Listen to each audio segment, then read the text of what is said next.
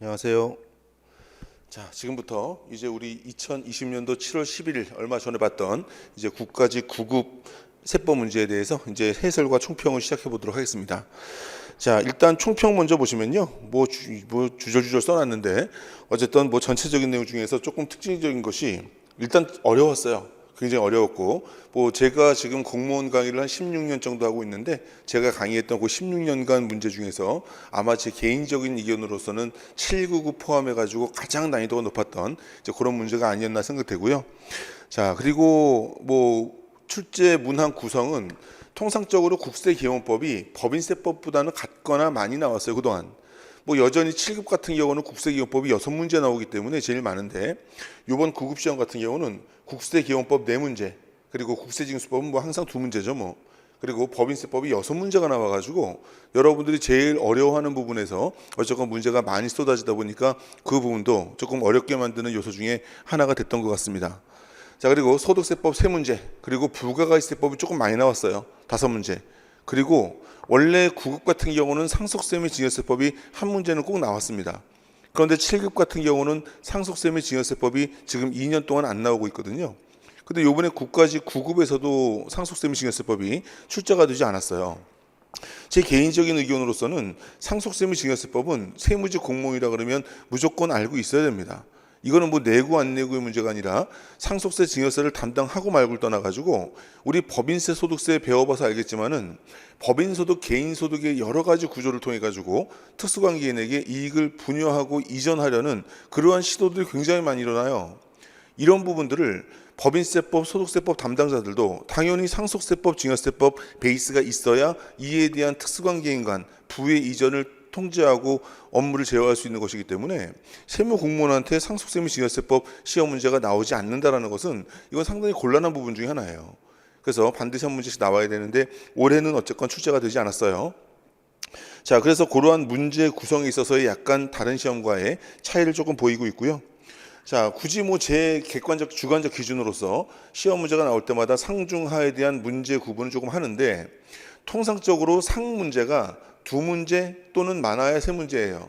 정말 많으면 4문제면 굉장히 조금 어려운 시험이었고요. 그리고 중 문제가 한 8문제, 9문제, 그리고 하 문제도 한 8문제, 9문제 정도 돼서 그렇게 구성되는 게 일반적이었는데, 제 개인적 기준으로 요번에 보자마자 아 쉬워 라고 느낄 수 있는 하 수준의 문제가 4문항 정도밖에 안 됐어요. 4-5문제, 4-5문항. 그러니까 시험 문제 푸는 수험생들 입장에서는 이것이 맞고 틀리고를 떠나가지고 상당히 어렵게 느껴져서 시간도 많이 잡아먹었을, 다른 과목에도 좀 영향을 미쳤을 이제 그러한 부분 중에 하나입니다. 그리고 상수중의 문제가 제가 아무리 보수적으로 봐도 6문항 정도는 상당히 공부의 수준이 높은 수험생들 아니면 구경도 못 해봤던 지문들도 꽤 많이 출제가 됐을 이제 그러한 문제였기 때문에 굉장히 어려웠고, 중수준의 문제 또한 뭐 중이라는 정확한 객관적 측정치는 없겠지만은 그래도 어떤 특정 지식을 알지 못하면 해결하기 조금 힘들었던 이제 그런 문제가 많이 포함되어 있어가지고 여튼 전체적으로 상당히 어려운 수준의 문제였다라고 생각이 듭니다. 자, 게다가 뭐 제가 말하기 전에는 뭐 다른 학생들은 별로 이의 제기를 안 해가지고 제가 이거 출제되자마자 여러분들이 시험장에서 시험 보고 나오는 친구들이 찍어서 저한테 사진을 보내줬어요. 보내준 걸 가지고서는 그걸 가지고 제가 이제 해설하는데, 요 부분은 12번 문제 같은 경우는 출제자가 2번을 정답으로 집어넣었는데 이거는 그 2번조차도 틀린 지문이에요.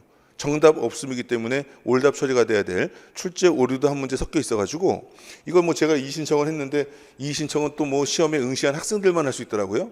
그래서 이의 신청 작성해가지고 제가 한 2-3 학생들한테 전달을 해가지고 아마 한 2-3명 정도가 이의 신청을 아마 넣었을 겁니다. 자, 이거는 뭐 반드시 받아들일 것이기 때문에 12번 문제는 올답 처리된다라고 보시면 될 겁니다. 결과는 아마 한 다음 주쯤 나올 거예요.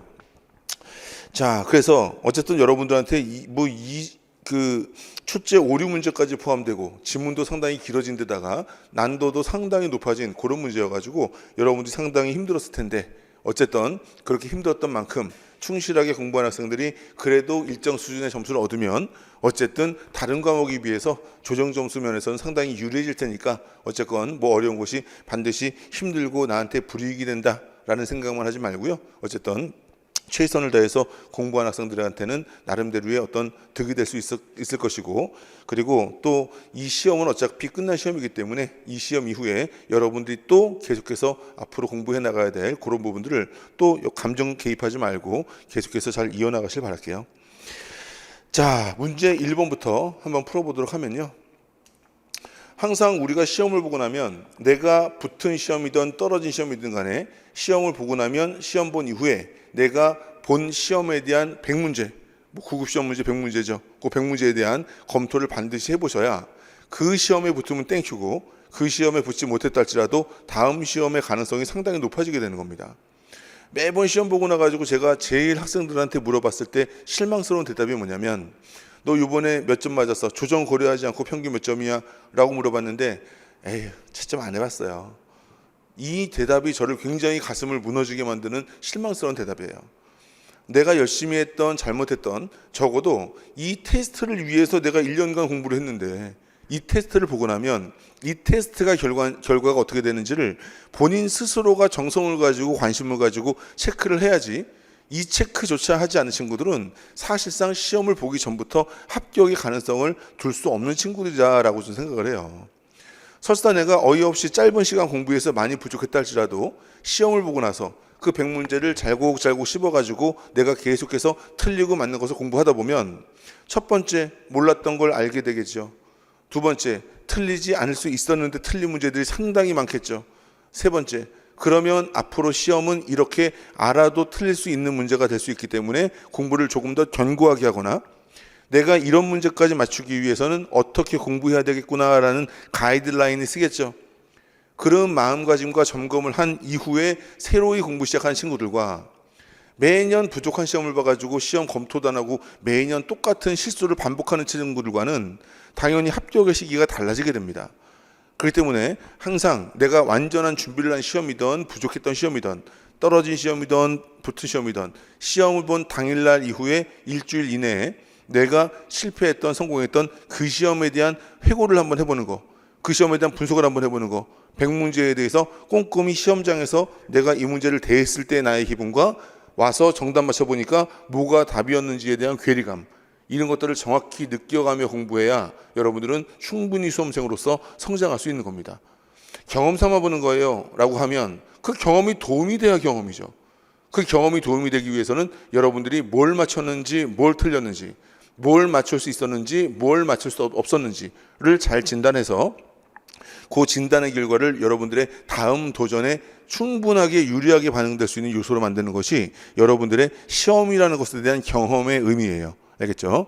그래서 어쨌든 세 번만큼은 오늘 요 기출문제 해설 시간에 20문제 충분하게 여러분들이 검토해서 내가 맞출 수 있었는지 없었는지, 내가 몰랐던 것이 무엇인지를 잘 보완해서 가시기 바랄게요. 알겠죠? 자, 일단 1번 문제는 법인세법 문제입니다. 나름대로의 약간의 꼬움을 집어넣었던 이제 그런 문제인데요. 일단 세액 공제와 세액 감면이 동시에 적용된다. 그러면 첫 번째, 세액 감면은 해당 연도에만 감면되지 해당 연도에 감면되지 않은 금액은 다음 연도로 이월되지 않고 소멸되죠. 그렇기 때문에 이게 급한 거 아니에요. 올해 적용받지 못하도 내년에 적용받을 수 있는 것은 안 급한 거니까 걔는 나중에 적용해도 되는 것이고, 올해만 적용받을 수 있고 내년도로 이월될 수 없는 것은 먼저 1순위로 적용해야 되겠죠. 그 다음에 두 번째, 세액 공제 중에서는요, 다음 연도로 2월이 될 수 없는 세액공제가 있고요, 다음 연도로 2월이 될 수 있는 세액공제가 있어요. 그러면 다음 연도로 2월 될 수 없는 세액공제, 재해손실 세액공제죠. 자, 이거밖에 없잖아요. 재해손실 세액공제. 이거는 올해 못 받아버리게 되면은 내년에는 2월이 안 되니까 이게 그 안에서는 제일 급한 거고, 그 다음에 2월이 가능한 공제가 있죠. 이게 그 다음에 가는 거죠. 하지만 2월이 가능한 공제를 할지라도 그 중에 사실과 다른 회계 처리로 인한 경정에 따른 세액공제, 얘는 세액공제이긴 하지만 분식회계에 대한 제재를 가하기 위해서 적용하는 일시에 환급하지 않고 나눠가지고 나중에 찔끔찔끔 공제해주는 그런 불이익이기 때문에 얘는 가장 마지막 순위로 적용된다라는 개념을 알아두시면 되겠죠. 그리고 제가 수업 시간에 맨날 노래 부르듯이 했던 말이 뭡니까? 이렇게 2월이 되는 세액공제 중에서는 여러 가지가 있을 거 아니에요. 얘들은 선입 선출이다. 먼저 발생한 것부터 당연히 공제를 해줘야죠.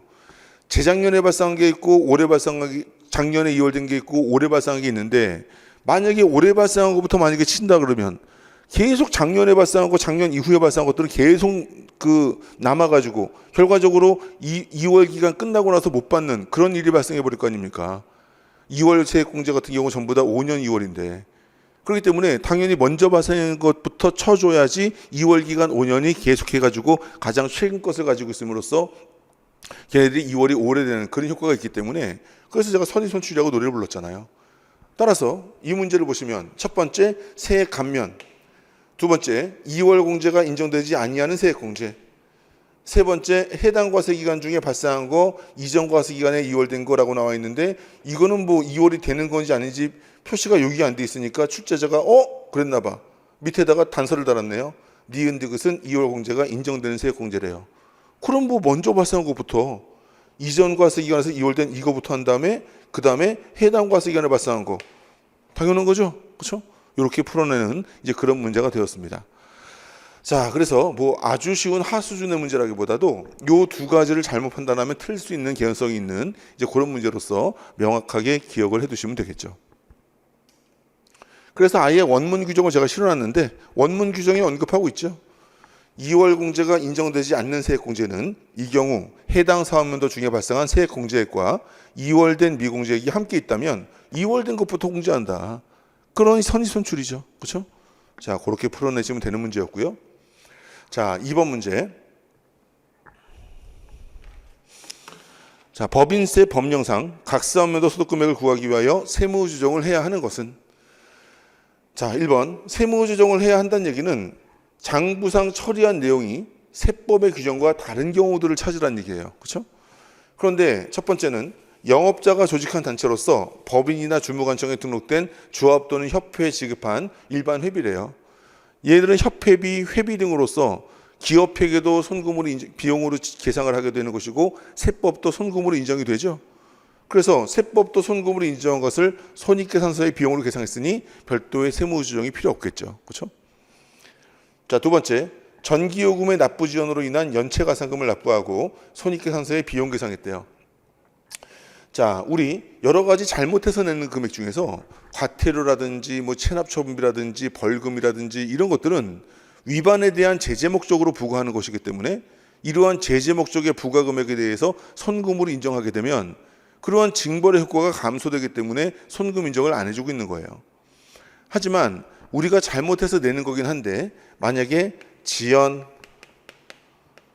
연체, 지체, 사계약 이런 말들이 들어가는 것들은 전부 다 돈을 늦게 줬다는 얘기고 사계약상으로 잘못한 것은 사회적인 불이익을 뭐 발생시키는 건 아니잖아요. 그렇기 때문에 얘네들은 이자에 해당하니까 이자 비용 원칙적으로 손금이잖아요. 그리고 얘네들은 사기약상의 문제이기 때문에 공공적인 피해를 주는 게 아니잖아요. 따라서 얘네들은 징벌을 갈 게 아니에요.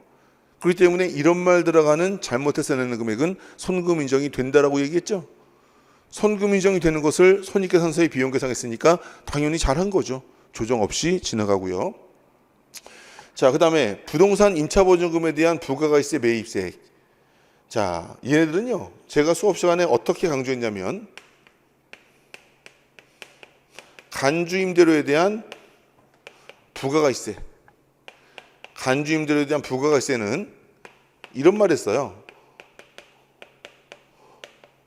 그 부가가치세를 누가 부담하든 세금계산서를 발급할 수 없다.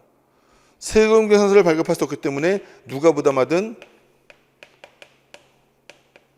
매입세액을 공제받을 수 없고 매입세액 불공제액은 원칙적으로 손금 불산입이에요.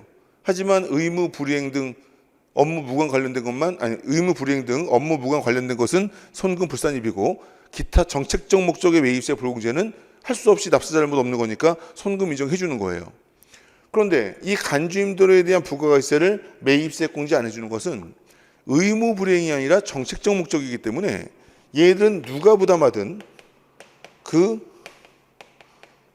부담한 자의 법인이면 손금에 산입되고 개인이면 필요경비에 산입 때는 이제 그러한 처리가 이루어진다고 그랬죠. 따라서 부동산 임차보증금에 대한 부가가세 매입세액을 그 임차법인이 납부하고 납부한 임차법인이 비용 계상했대요. 그럼 누가 부담하든 부담한 자의 손금 필요경비에 산입되는 건데 장부에도 비용 계상했으니까 세무조정은 없는 거죠. 그렇죠? 자, 그런데 대통령령으로 정하는 2월 결손금을 보전하는데 충당한 무상으로 받은 자산의 가액, 자산 수중이익이죠. 얘를 손익계산서에 수익계상했대요. 그러면 자산 수중이익은 손익계산서에 수익이 계상이 되지만 세법도 얘를 입금으로 보는 곳이나 2월 결손금 보전에 충당했다면 걔는 법인세법이 입금불산입 항목으로 규정하고 있는 거예요. 입금불산입 항목으로 규정하기 때문에 이 부분에 대해서는 수익으로 계상되어 있는 장부상 자산 수중이익을 세법상 2월 결손금 보전에 충당했으므로 얘는 당연히 입금불산입 해당 금액만큼 기타로 소득 처분해가지고 세무조정해야 될 필요성이 있는 것이 바로 4번입니다. 여기에 올해 신설된 것이 국고보조금 등이 아님이라고 써놓은 것은 나라로부터 일정한 사업을 하라고 지원받은 국고보조금 같은 경우는요, 망한 기업의 결손금 처리하라고 준 게 아니라 국가가 지정한 사업에 쓰라고 준 것이기 때문에 걔는 2월 결손금 보전에 충당하더라도 입금불산입 안 시켜줘요. 그래서 국고보조금이라는 공짜로 들어온 돈을 자산 수중이익으로 계상했더라도 걔는 입금불산입 못하는 거지만 그게 아니라면 나머지들은 입금불산입 대상인 거죠. 그래서 입금불산입이라는 세무조정을 해야 되는 겁니다. 알겠죠? 하나하나 꼼꼼히 장부상 처리와 세법의 원칙을 비교하면서 세무조정의 여부를 판단해야 되는 그런 문제예요. 자, 이런 것들도 이번 시험을 계속해서 어렵게 만드는 것이 가급적이면 하나하나 생각하면서 세무조정을 고려해야 되는 그래도 시간이 좀 걸리는 형식의 문제인데 답을 좀 1번이나 2번에 해놓으면 어느 정도 확실하게 공부한 친구들이 2번 찍고 넘어갈 수 있잖아요. 이런 것들도 꼭 4번에다 집어넣어가지고 힘들게 하는 그런 부분들도 이번 시험의 난이도를 조금 높게 만드는 요소 중에 하나였습니다. 그러니까 제가 볼 때는 출제자들은 저도 예전에 대학에서 강의를 할 때는 출제 의뢰를 많이 받아봤었는데 그 당시 어떻게 출제가 되냐면 공무원 시험은 이제 출제위원들 교수님들한테 이렇게 출제 의뢰를 해가지고요, 여러 교수님들한테 20문제씩 받아요. 20문제씩 받은 다음에 블라인드로 어떤 교수님이 어떤 문제를 내지 모르는 상태에서 이 마지막으로 출제 문제에 대한 점검하시는 단계에서 점검 출제자들이 이제 그 20문제씩 여러분이 낸 문제 중에서 난이도와 세목을 골라가지고 이렇게 골라가지고 그걸로 20문제를 구성하는 거예요. 그럼 출제하신 교수님들은 어쨌건 자기 출제 문제 20문제에 상중하 난이도 비율을 맞춰가지고 보냈겠죠. 그럼 중간에 이것을 취합해가지고서는 20문제로 골라내는 이 출제위원들이 이 위원들이 조금 학생들의 좀 여러 가지 그 시험 문제 시간이라든지 아니면 시험 문제 수준의 난이도라든지 이런 것들을 좀 조정을 해야 되고, 더더군다나 올해 같은 경우는 코로나 때문에 우리 아주 특징적인 세무직 같은 경우는 6월 13일까지 지방세 공부하느라고 바빴는데 그 다음에 27일밖에 안 되는 기간 동안에 다시 국세를 해야 되는 상황을 좀 고려했다면 국세 문제는 그래도 좀 난이도를 평이하게 하는 게 좀 인간적인 도리죠. 이번에 좀 너무 가혹한 그런 문제를 제가 볼 때는 출제자들보다도 이 출제 문제들을 모아가지고 20문제로 마지막으로 결정짓는 그 출제위원들이 조금 배려를 많이 하지 않은 이제 그런 형식의 문제가 좀 있었다라고 생각이 됩니다. 자, 어쨌건 우리는 의리잖아요. 의리기 때문에 주어진 상황에 잘 적응할 수 있도록 어쨌든 견고하게 공부를 해야 되겠죠. 그렇죠? 이런 문제 대단히 어려운 문제는 아니에요. 하지만 어설프게 공부해가지고 풀 수 있겠습니까? 그러기 상당히 힘들어요. 자, 그래서 그런 부분들이 잘 고려된 공부를 해야 되겠구나라는 것을 자꾸 문제 풀면서 느껴봐야 될 것이고요. 자, 3번 문제 한번 봅시다. 국세를 납부할 의무의 확정 또는 그 관련 쟁점에 대한 설명으로 옳은 것은, 그리고 또 옳은 것을 고르는 문제들도 꽤 나왔어요. 아무래도 틀린 거 고르는 문제는 틀린 거 딱 짚고 넘어가면 되는데 옳은 거 고르는 문제는 여러분들이 옳은 지문을 보고 이것이 하자가 없다라고 판단하는 건 쉽지 않아요. 수험생으로서는. 따라서 틀린 거 3가지를 집어넣고 답을 집어야 되는 이제 그런 부담이 좀 있는 문제인데, 그런 문제들도 꽤 많이 섞여 있었던 게 이번 시험의 난이도를 역시 올렸던 이제 그런 부분 중에 하나였습니다. 자, 1번 기한 후 신고는 과세표준과세액을 확정하는 효력을 가진다. 자, 신고납부 세목의 법정 신고 기한 내 신고한 신고납부 세목의 수정 신고만 확정력이 있지, 법정 신고 기한 이후에 기한 후 신고를 한 경우의 수정 신고, 또는 기한 내 수정 신고를 할지라도 정부 부가 세목에 대한 수정 신고, 그리고 경정 청구, 기한 후 신고, 이런 것들은 신고로서의 확정력이 없죠. 그렇죠? 그래서 틀렸고. 자, 세법에 따라 당초 확정된 세액을 증가시키는 경정은, 예를 들어서 당초 처분이 100이었는데 후속적으로 증액경정 20만큼이 플러스 됐어요. 그러면 이것이 당초 100이란 것은 완전 잘못된 거니까 취소되고 120이라는 새로운 처분이 발생한 거냐? 아니면 당초 100은 그대로 유지되는 상태에서 20만큼의 별도의 처분이 발생한 거냐? 이게 뭐가 중요해? 왜 중요하냐면 20만큼 증액경정한 것이 당초 처분에서 이미 발생한 법률적 효력에 어떠한 영향을 미치느냐를 판단하는데 중요한 규정이 되는 거죠. 그랬을 때 얘네들을 흡수설이라고 하고 얘네들 병존설이라고 하는데, 현행 국세기본법은 후속적인 처분은 당초 처분과 무관하게 별도로 발생한 처분으로서 당초 처분에서 이미 발생한 권리 의무에 영향을 미치지 아니한다라고 하는 병존설을 채택하고 있죠. 현행 국세기본법은. 그렇기 때문에 세법에 따라 당초 확정된 100을 20만큼 증가시키는 경정은 당초 확정된 100에 관한 국세기본법 및 기타 세법을 정하는 권리, 의무 관계에 영향을 미친다, 안 미친다? 미치지 않는 거예요. 이것은 뭐 미친다라고 하면 틀리게 되는 거죠. 그렇죠? 그래서 이게 올바른 질문. 근데 이걸 보고 하자 없어 라고 생각하기 힘들잖아요.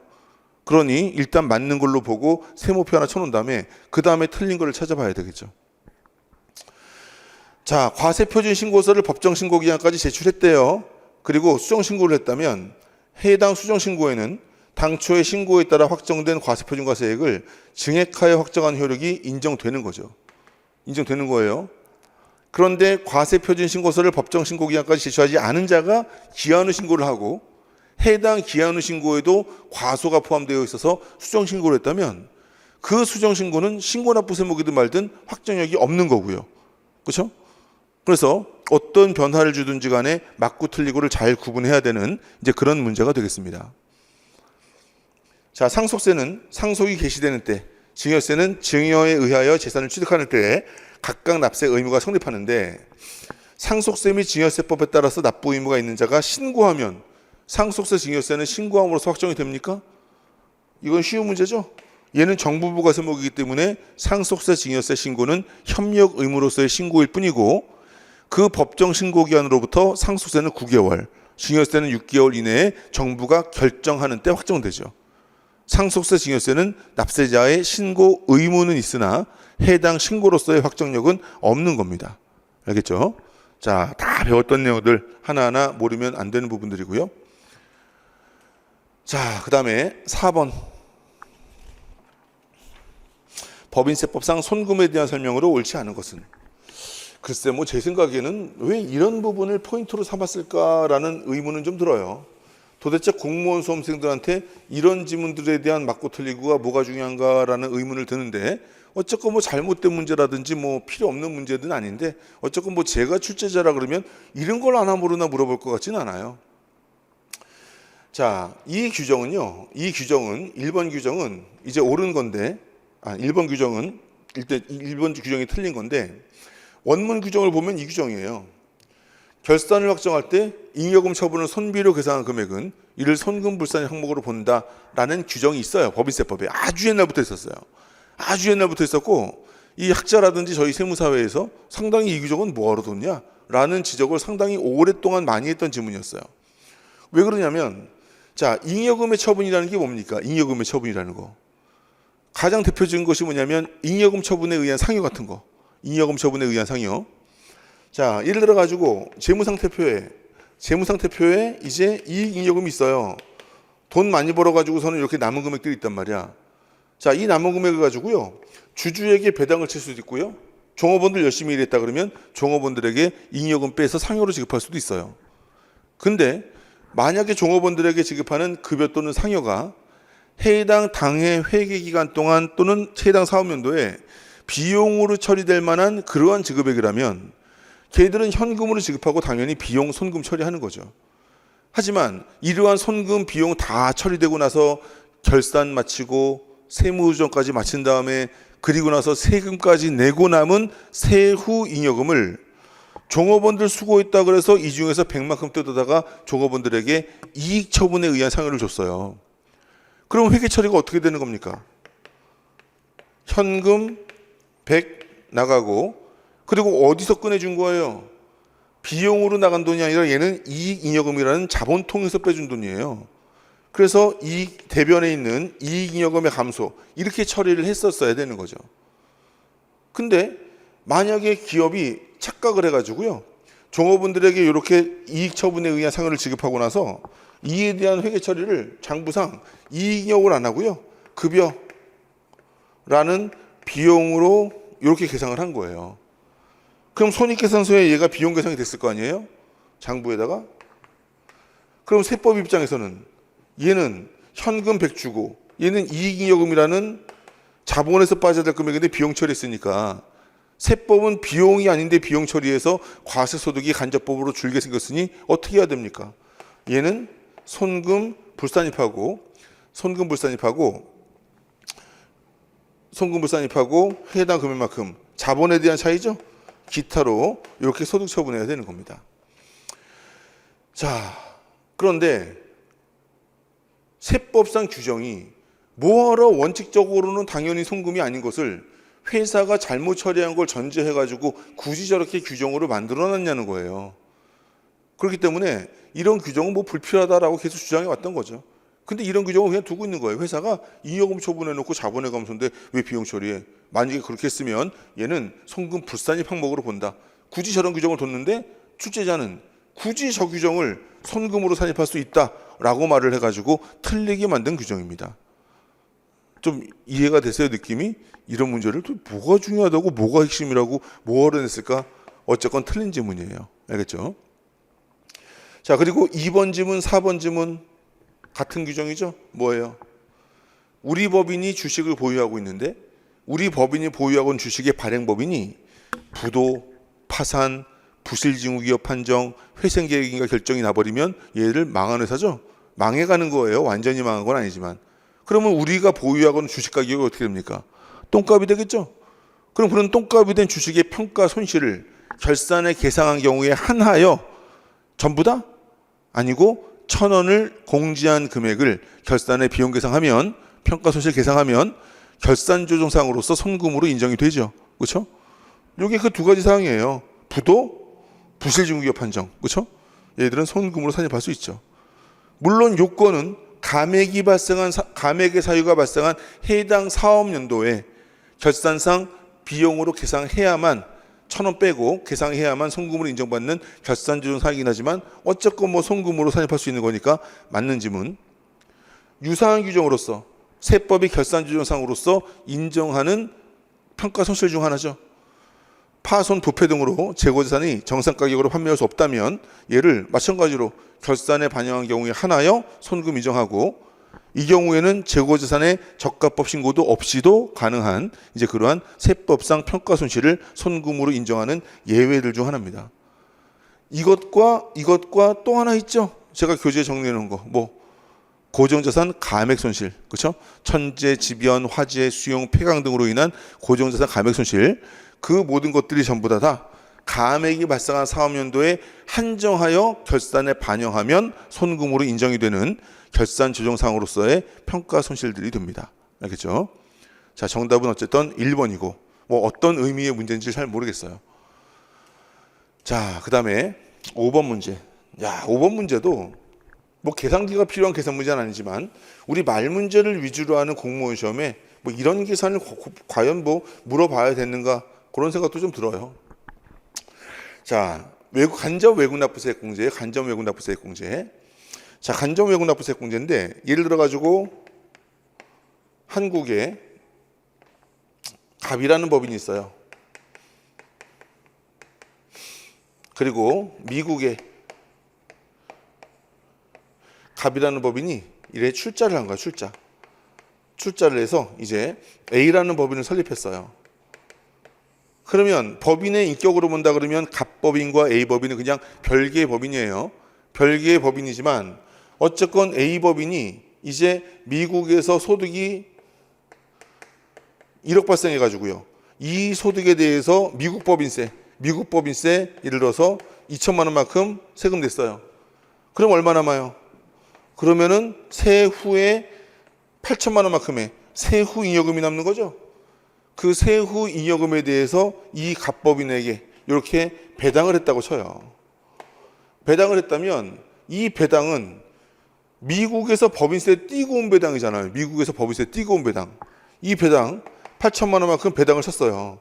그럼 이 8천만 원만큼은 미국에서 법인세를 떼고 온 배당이에요.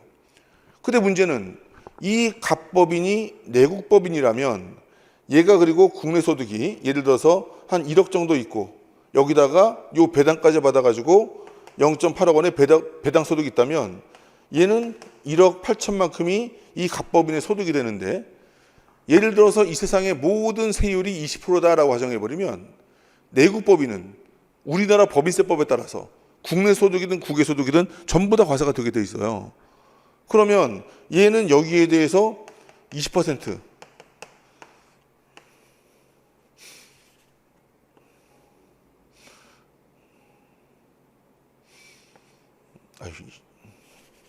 소점이 많이 들어가네요. 3,600만큼 또 세금을 내야 된단 말이에요. 3,600만큼. 그럼 결과적으로 얘가 전 세계적으로 만약에 100% 출자했다고 가정해요. 100% 출자했다고 가정하면 얘가 전 세계적으로 얻은 소득은 얼마예요? 전 세계적으로 얻은 소득은 얘는 한국에서 1억 원 얻었고 미국에서 1억 원 얻었어요. 왜냐하면 100% 출자했다면 얘나 동일한 주체일 테니까. 그죠? 그런데 얘의 다른 주체인, 형식이 다른 주체인 갑법인이 미국에서 번 소득 1억 원에 대해서 20% 2천만 원만큼 과세가 됐는데 과세가 된 소득을 분배받은 다음에 우리나라에서 이에 대해서 또 과세가 되다 보니까 결과적으로 얘는 전 세계적으로 얼마예요? 2천만 원에다가 3,600만 원 해가지고 5,600만 원만큼을 지금 세부담을 하고 있는 거란 말이에요. 원래 얼마만 해야 되는데 원래 4천만 원만 해야 될 거 아니에요. 전 세계적으로 2억 벌었는데 전 세계 세율이 20%라 그러면 그렇죠? 얼마만큼의 이중과세가 발생하는 거냐면 1,600만 원만큼의 국제적 이중과세가 발생한 거예요. 그러면 이것을 제거를 해줘야 되는데 이거를 제거하는 방법은 두 가지가 있어요. 이렇게 우리나라에 대해서 계산된 3,600만 원에서 1,600만 원을 빼주는 방법. 여기서 1,600만 원을 빼주면 미국에서 2천만 원, 한국에서 2천만 원 해가지고 전 세계적으로 4천만 원 과세가 되겠죠. 근데 또 하나의 방법은요. 임퓨테이션. 미국에서 받은 배당금이 미국에서 띄고 온 법인세를 다시 여기다가 가산해 주는 거예요. 배당을 8천만 원만큼 받았다고 한다면 여기다가 미국에서 띄고 온 법인세, 즉 미국에서 법인세를 안 뗐다고 가정하고 세전 소득으로 다시 만들어줘요. 그러면 2억 원에 20% 곱하는 거니까 얼마가 나와요? 2억 원에 20%가 나오는 거니까 4천만 원 나오는 거죠? 그 4천만 원에서 미국에서 띄고 온 이 법인세를 다시 빼주는 거죠.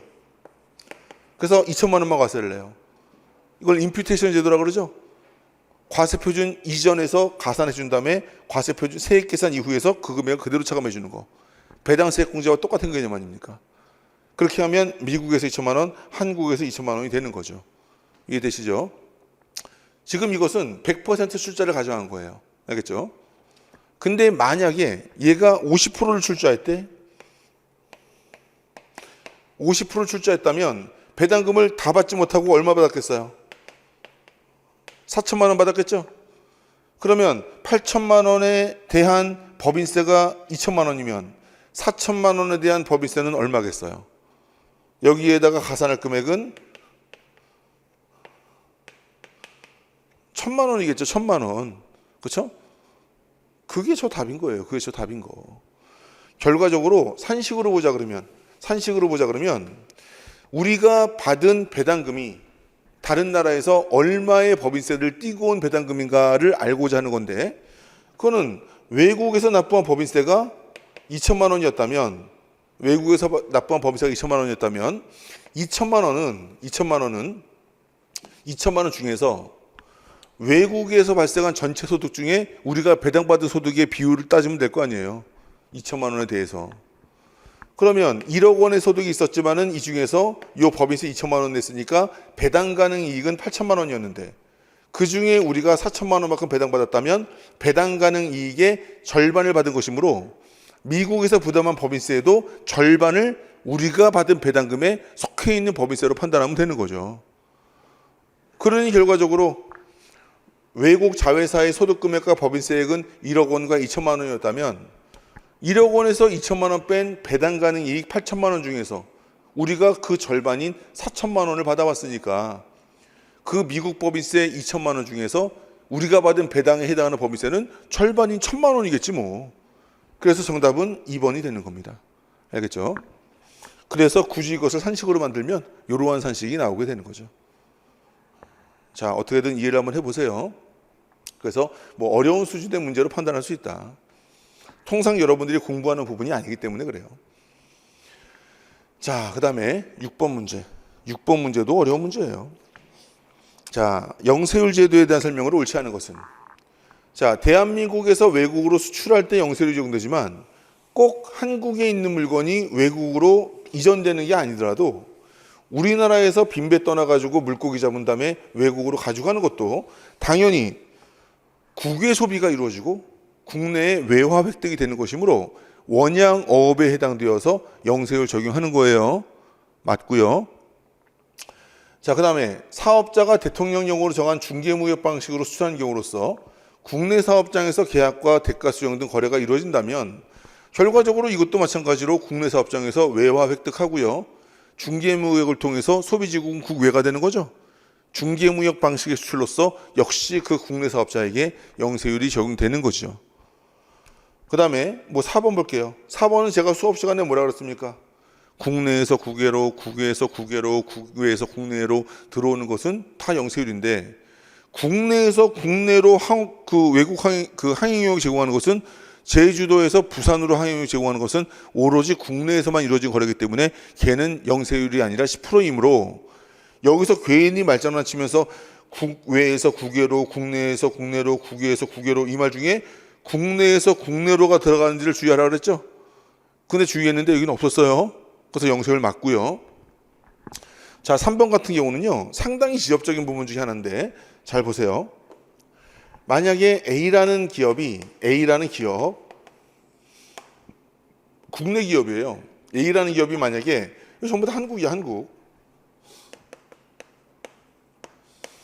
한국에서 이제 뭐 외국 대사관, 외교 공관 등 외교 공간에다가 뭔가를 이렇게 공급해요.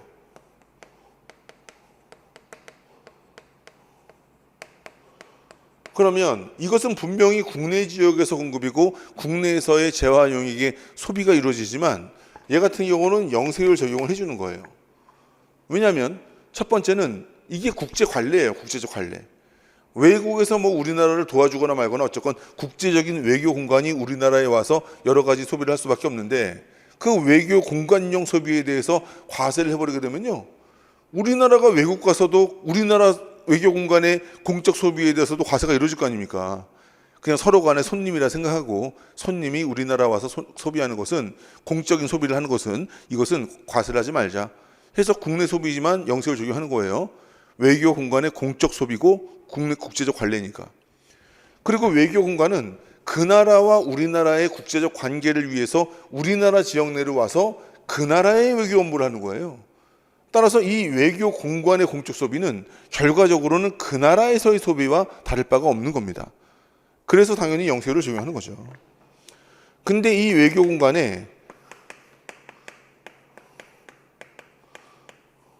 소속 공무원들이 있어요.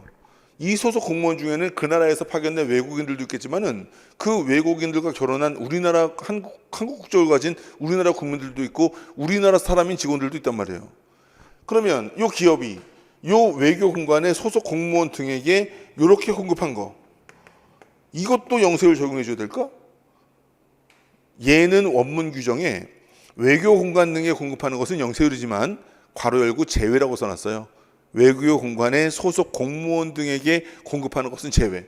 얘들은 그냥 한국에서 자연인으로서 개인적 소비를 하는 애들이기 때문에 얘는 소비도 국내에서 이루어지고 이건 외교 공간의 공적 목적 소비 아니기 때문에 소속 공무원이라든지 군인 외교 외국 군인이라든지 주한 외국군이라든지 그런 군인들 개인적으로 소비하는 이런 부분들은 제외되는 겁니다. 알겠죠? 그래서 원문 규정을 한번 볼게요. 원문 규정을 보시면 국내에서 국내 사업장이 없는 비거주자 또는 외국법인에 공급하는 재화 또는 용역에 대하여는 영세를 적용하는 거예요.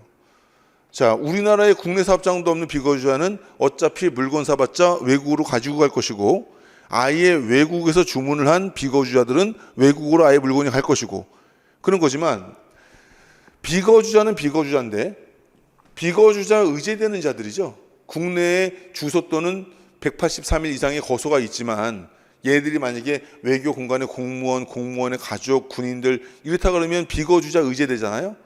하지만 비거주자 의제되는 자랄지라도 요 외교 공간의 소속 직원 등 우리나라에 상주하는 국제연합군 등의 군인 군무원들은 개인적으로 개인적인 욕구 충족을 위해서 우리나라 장소에서 소비하는 것이기 때문에 얘들에게 공급하는 것은 과세가 돼야 되는 거예요. 이해할 수 있겠죠? 그 제외라는 항목을 여기다가는 영세율이 적용된 항목으로 그렇게 적었기 때문에 3번 지문이 틀린 겁니다. 알겠죠? 외교 공간이라는 말만 보고 영세율 판단하는 친구들은 맞추기가 좀 힘들었던 그런 문제가 되겠죠. 자, 6번 문제 그렇고요. 자, 7번 문제. 부가가치세 법령상 2020년 이익이 과세표준에 포함되는 금액은? 자, 이것도 제가 상이라고는 구분을 해놨는데 이것은 하나하나 판단을 해가지고 결과를 얻어내야 되는 것이고 그리고 전력을 계속적으로 공급하거나 장기할부 판매 같은 경우는 대가의 각 부분을 받기로 한 때가 공급식인데 여기는 대가의 각 부분을 받기로 한 때가 아니라 대가 수취 시점만 실제 대가를 받은 날을 써놓고 그리고 이걸 보고 한참 문제를 풀었을 텐데 밑에다가 대가의 각 부분을 받기로 한 때와 대가 수취 시점은 동일하다고 이제 가정을 해버려가지고 또 문제 해석을 더 어렵게 만들어놨죠. 그래서 결과적으로 대가 수취 시점은 대가의 각 부분을 받기로 한 때까지 포함된 개념이다라는 걸 알아둔 다음에 문제를 좀 보시면 자, 전력을 계속적으로 공급했대요. 계속적 공급이죠. 그러면 계속적 공급은 공급 시기가 언제입니까? 대가의 각 부분을 받기로 했을 때 한때예요. 따라서 요때가 아니라 요때가 되는 거니까 2020년도 이익이 과세표준에 포함되겠죠. 500만 원. 자, 재화의 외상 판매는 외상 판매, 할부 판매, 현금 판매 전부 다 공급 시기가 언제입니까? 인도 시점이에요. 대가를 언제 받든 장기 할부 판매든 특례 규정에 해당하는 경우가 아니라면 외상 판매, 할부 판매, 현금 판매는 전부 다 물건 인도한 시점이지 돈 받은 시점이 아니에요. 따라서 얘는 2020년도 1기 과세표준에 포함돼야지 2기 과세표준에 포함되면 안 되므로 얘는 해당되지 않고요. 장기 할부 판매, 대가의 각 부분을 받기로 한 때죠. 그래서 2020년도 7월 25일, 2020년도 7월 25일 날 이때 대가의 각 부분을 이제 받기로 한 거예요. 그런데 400만 원만큼은 장기할 판매는 매년 동일한 시점에 대가를 수취하고 있는데 이거 PPT 만드는 친구가 실수했구만. 이게 원문 문제는요. 얘만 2021년도. 그래서 올해 2000년도 7월 25일 날 인도했는데 2021년도 7월 25일부터 대가를 받기로 했나 봐. 그럼 대가의 각 부분을 받기로 한 때이기 때문에 얘는 2021년도 이익이지 2020년도 이익이 과세표준에 포함되는 게 아니어야 하므로 요거는 틀린 지문이에요. 틀린 금액. 잘못 써가지고 900으로 할 뻔했네요. 자, 그 다음에 재화의 공급 시기가 되기 전에 재화의 대가 선물을 받고 즉시 세금계산서를 발급했대요. 그러면 얘는 뭐예요? 공급 시기 전에 대가를 받아가지고 세금계산서 발급했으니까 세금계산서 선발급한 거죠. 그럼 그때는 공급 시기가 언제가 됩니까? 선발급 시점이 되는 거예요. 근데 실질적으로 인도는 2020년도 2기에 했지만 2020년도 6월 25일이라는 일기 때 대가를 받고 즉시 이때 세금계산서를 발급했다니까 세금계산서 선발급 시점이 공급 시기가 돼가지고 얘는 2020년도 1기가 과세표준에 포함되어야 되는 시기가 되겠죠. 그래서 얘도 아니게 되는 거죠. 정답은 500만 원. 알겠죠? 자, 물론 뭐 저는 설명하면서 얘기했기 때문에 이렇게 오래 걸리는 것처럼 보여도 보고 판단해야 되는 문제예요. 그렇게까지 시간이 많이 걸리진 않을 수 있는 문제긴 하지만 어쨌건 공급 시기와 과세 표준에 대한 합계 금액을 고려한다는 차원에서 나름대로 좀 사이즈가 있는 문제라고 봐야 됩니다. 알겠죠? 자, 그래서 상수준의 문제로 구분을 했고요. 정답은 500만 원. 자, 8번 문제. 신탁에 대한 문제죠. 제가 항상 강조했죠. 신탁법에 따른 신탁, 부동산 신탁 등, 그 신탁 등이 상당히 지금은 중요한 개념이 돼서 국세지방세에서는 이 신탁과 관련된 문제는 언제나 주의해야 된다고 했어요. 자, 먼저 이 규정은 법인세법에도 소득세법에도 똑같이 있는 규정이에요. 신탁재산에 귀속되는 소득은 일단 누구의 소득으로 봐요? 그 신탁재산의 수익을 가져가라고 정해져 있는 수익자의 소득으로 봐요.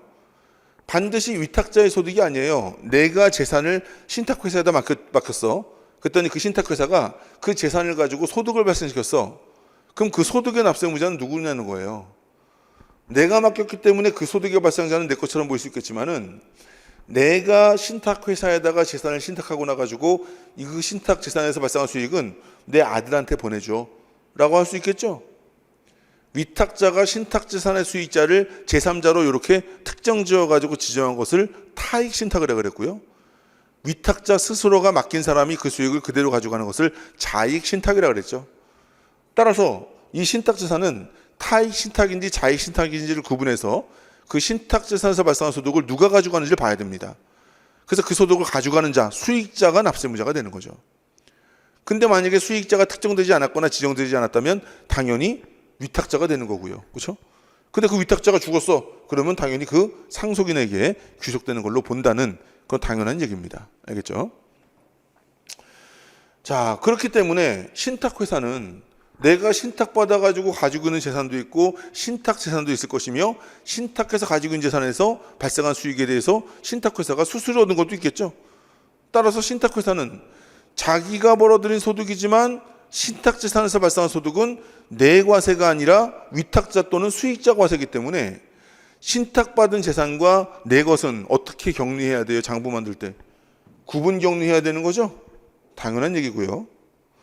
자, 그 다음에 그렇기 때문에 법인세법상 자본시장과 금융투자법에 관한 법률에 적용을 받는 법인의 신탁재산, 뭐 가로하는 일만 무시하시고요. 에 귀속되는 수입과 지출은 그 법인에 귀속되는 수익과 지출로 보지 않는 거죠. 왜? 위탁자 또는 수익자한테 과세가 되는 소득으로 보기 때문에 그 법인에 귀속되는 수익과 지출로 보지 않는 게 당연한 거 아닙니까? 그렇죠? 그래서 구분 격리하라는 거고요. 이 세 개가 일맥상통하는 그러한 규정이다라고 보시면 돼요. 그 다음에 부가가치세법상 신탁법에 따른 신탁재산에 대한 문제. 자, 부가가치세는요, 신탁재산에 대해서 어떻게 말하고 있어요? 신탁재산에서 발생한 부가가치세는 원칙적으로 위탁자를 납세의무자로 합니다. 그런데 예외적으로 이것이 만약에 담보신탁으로서 해당 부동산의 매각이 위탁자의 채무 변제를 위한 그러한 그 매각이었다면 그 경우에는 이제 수탁자인 신탁회사를 납세 의무자로 한다는 그러한 규정과 더불어 작년에 신설된 또 하나가 있죠. 뭐 집단적으로 부동산에 대한 어떤 수용, 사업 시행자가 어떤 수용을 통해 가지고 부동산을 매각할 때는 그 수많은 세법을 모르는 일반 원소유자들에게 위탁자라고 납세 의무 물리기 뭐하니까 그럴 경우에는 이 사업 시행자를 이제 납세 의무자로 해서 수탁자가 납세 의무를 짓는 거죠. 자, 그래서 담보신탁의 경우를 제외한 일반 신탁은요, 위탁자가 납세 의무자예요. 그런데 부가가치세법상 담보신탁이 아니라 재산관리를 목적으로 하는 일반 신탁인데도 불구하고 그에 따른 납세 의무자가 수탁자라고 했으니까 요 4번 지문이 틀린 거죠. 그렇죠? 자, 나름대로 4번 지문 같은 경우는 좋은 문제예요. 왜냐하면 여러분들이 신탁재산에서 발생한 납세 의무자가 위탁자냐 수탁자냐라는 것에 대한 분명한 상황과 구분 기준을 잡지 않았다면 틀리게 하는 문제이기 때문에 담보신탁이어야 수탁자가 납세 의무자지 담보신탁 말고 재산관리를 목적으로 하는 일반 신탁이 있어서의 그러한 신탁재산 부가가치는 당연히 위탁자가 납세의무자가 되는 겁니다. 알겠죠? 자, 4번 지문 명확히 알아두시고, 자, 그 다음에 9번 사해행위 취소권 행사.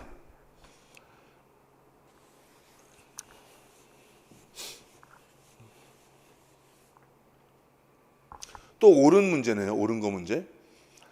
자, 사해행위 취소하는 게 뭐예요? 예를 들어 가지고 갑이 일정한 부동산을 가지고 있었는데요.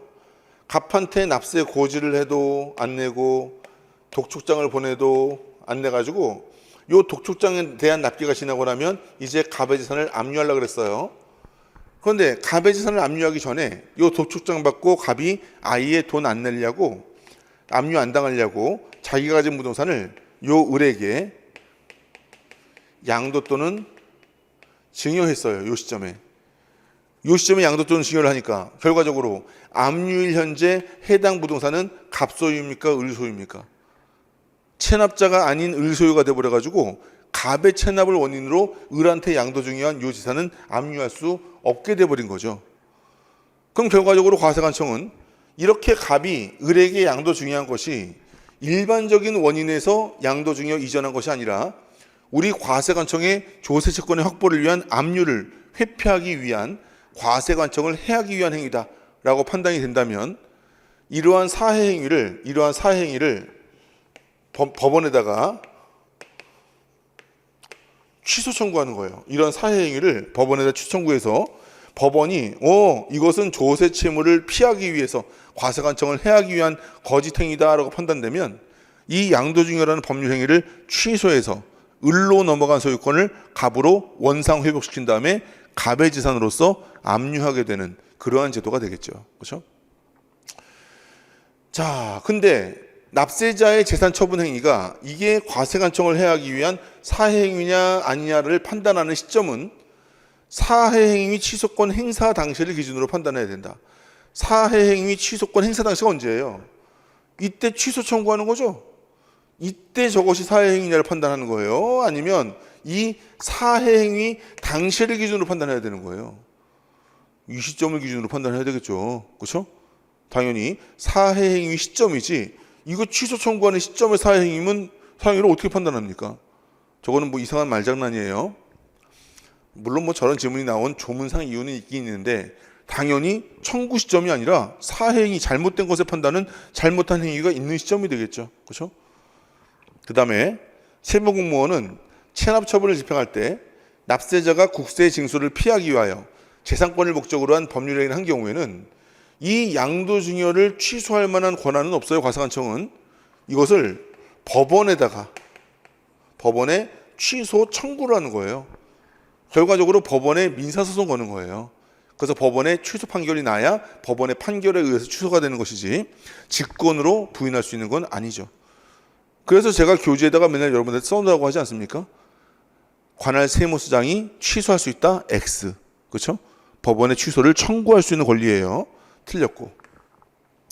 자, 세무공무원이 국세징수법에 따른 사해행위 취소소송 또는 채권자 대위소송들은 아주 대표적인 소멸시효의 정지 사유들이죠. 소송이 진행 중인 기간 동안에는 소멸시효가 진행할 수 없잖아요. 소송 중인데 징수권 행사를 어떻게 합니까? 그런데 진행된다라고 했으니까 아주 기초적인 틀린 지문이죠. 자, 그 다음에 세무공무원은 이러한 사해행위라는 것 자체가 반드시 제3자에게 체납자의 재산을 양도증여로 소유권 이전하는 것뿐 아니라 3년 전에 추가가 된 거예요. 더불어서 얘가 신탁회사예요. 신탁회사에다가 그 체납자의 재산이 압류되기 전에 조세채권의 압류를 면하기 위해서 신탁회사에다가 신탁법에 따른 신탁하는 거죠. 신탁. 이것을 사해 신탁이라고 합니다. 과세관청을 해하기 위해서 압류 안 당하려고 신탁하는 거. 그러면 어차피 얘가 얘 재산 바뀐 거니까 과세관청이 그 재산 뺏을 것처럼 보여도 그렇게 못해요. 신탁법이라는 게 상당히 강력한 법입니다.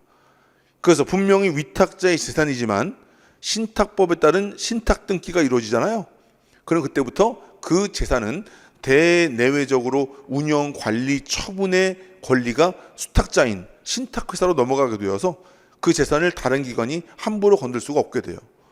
이러한 신탁자 차질, 과세관청이 그러한 점을 악용해서 압류를 면하기 위해서 했다면 당연히 그 경우도 사회행위 취소 및 원상회복을 법원에 청구할 수 있겠죠. 그렇죠? 그래서 여기서 말하는 사회행위는 양도, 증여 등의 소유권 이전뿐만 아니라 신탁회사에 대한 신탁법에 따른 신탁도 마찬가지로 사회신탁으로 포함될 수 있는 거예요. 알겠죠? 4번이 옳은 지문, 나머지 틀린 지문이 됩니다. 자, 10번 문제.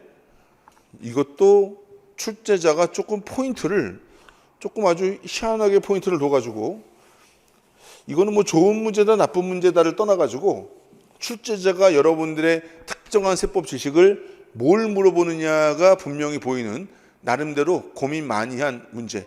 개인적으로 뭐 좋은 문제라고 생각을 합니다. 왜 그런지 보세요.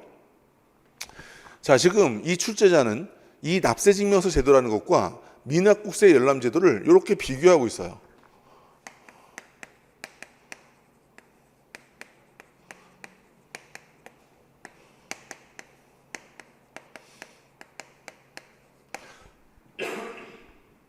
그럼 여러분들이 기본적으로 알아야 되는 건 뭐냐면 미납국세 열람은 말 그대로 미납국세예요. 체납액을 그 전제로 합니까? 아니에요. 임차인이 임대인에게 임대보증금 주고 들어갈 때 만약에 임대보증금 주고 들어갔는데 등기부등본에 보이지 않는 임대인의 법정기일 도래한 국세가 있으면 나중에 이것이 매각되어서 청산될 때 법정기일과 내 임차보증금의 확정일자 비교해가지고 내가 그 돈을 손해볼 수도 있잖아요. 변제받지 못하게 될 수 있기 때문에 그런 부분들을 보완하기 위해서 임대인의 법정기일 도래한 국세를 법정기일 도래해서 네 임대보증금보다 우선하는 국세가 있는지를 열람해 준 제도예요. 그런데 그에 반해서 납세증명서는요. 얘는 납세자에게 체납액이 있는지 없는지를 증명해 주는 증명서예요. 그래서 납세증명서의 발부 시기에 확인할 수 있는 국세는 체납국세고요. 미납국세 열람 시에 확인할 수 있는 것은 체납되지 않더라도 법정기일이 도래한 국세는 열람할 수 있는 거예요. 그래서 임차인이 미납국세 등을 열람하는 경우에 임대인이 각 세법에 따른 과세표준세액의 신고 기한까지 신고한 국세 중 납부하지 아니한 국세는 신고는 해서 확정이 됐기 때문에 신고 납부 세목 신고했다면 확정일도 신고일, 법정기일도 신고일이죠. 그렇죠? 그래서 열람이 가능한 겁니다. 자, 두 번째, 과세표준 세액을 역시 신고했으나 납부하지 않은 소득세, 종합소득세 납세 의무는 과세표준 확정 신고 기한까지는 납세증명서를 통하여 확인할 수 없다. 당연하죠. 자, 이때가 법정 신고 기한이에요. 5월 31일 소득세. 그런데 납세자가 만약에 이때 한 5월 20일쯤 신고했어요. 그럼 신고로서 납세 의무는 확정되고 이때가 법정기일인 거예요. 법정기일. 그런데 돈이 없어가지고 신고기한까지 납부는 못한 거예요. 그러면 납부하지 않은 국세는 얘는 그 이후에 미납국세 열람으로써 법정기일이 도래한 거니까 열람 가능한 거죠. 하지만 이 상태에서 납세증명서상에 얘가 표시가 됩니까? 안 되죠. 얘는 체납국세는 아니잖아요. 체납국세는 신고기한까지 납부를 하지 않아가지고 과세관청이 납세 고지를 보냈는데 그 고지서상 납기까지 납부를 하지 않으면 그 납기부터 얘를 체납국세로 보는 것이고 체납국세 이전의 고지서의 납기까지는 얘는 이제 미납국세로 보는 겁니다. 이해할 수 있겠죠? 따라서 과세표준 및 세액을 신고하였으나 납부하지 아니한 소득 중 소득세 납세 의무는 과세표준 확정신고 기한까지는 납세증명서를 통해서 확인할 수 없어요. 언제부터 확인할 수 있어요? 납세증명서는 체납해서 고지에 따른 납기가 지나야 확인할 수 있는 겁니다. 알겠죠? 자, 내국인이 해외 이주 목적으로 해외 이주법에 따라 외교부 장관에게 해외 이주 신고를 하는 경우에는 대통령령으로 정하는 바에 따라서 납세증명서를 제출해야 되는 거 맞고요.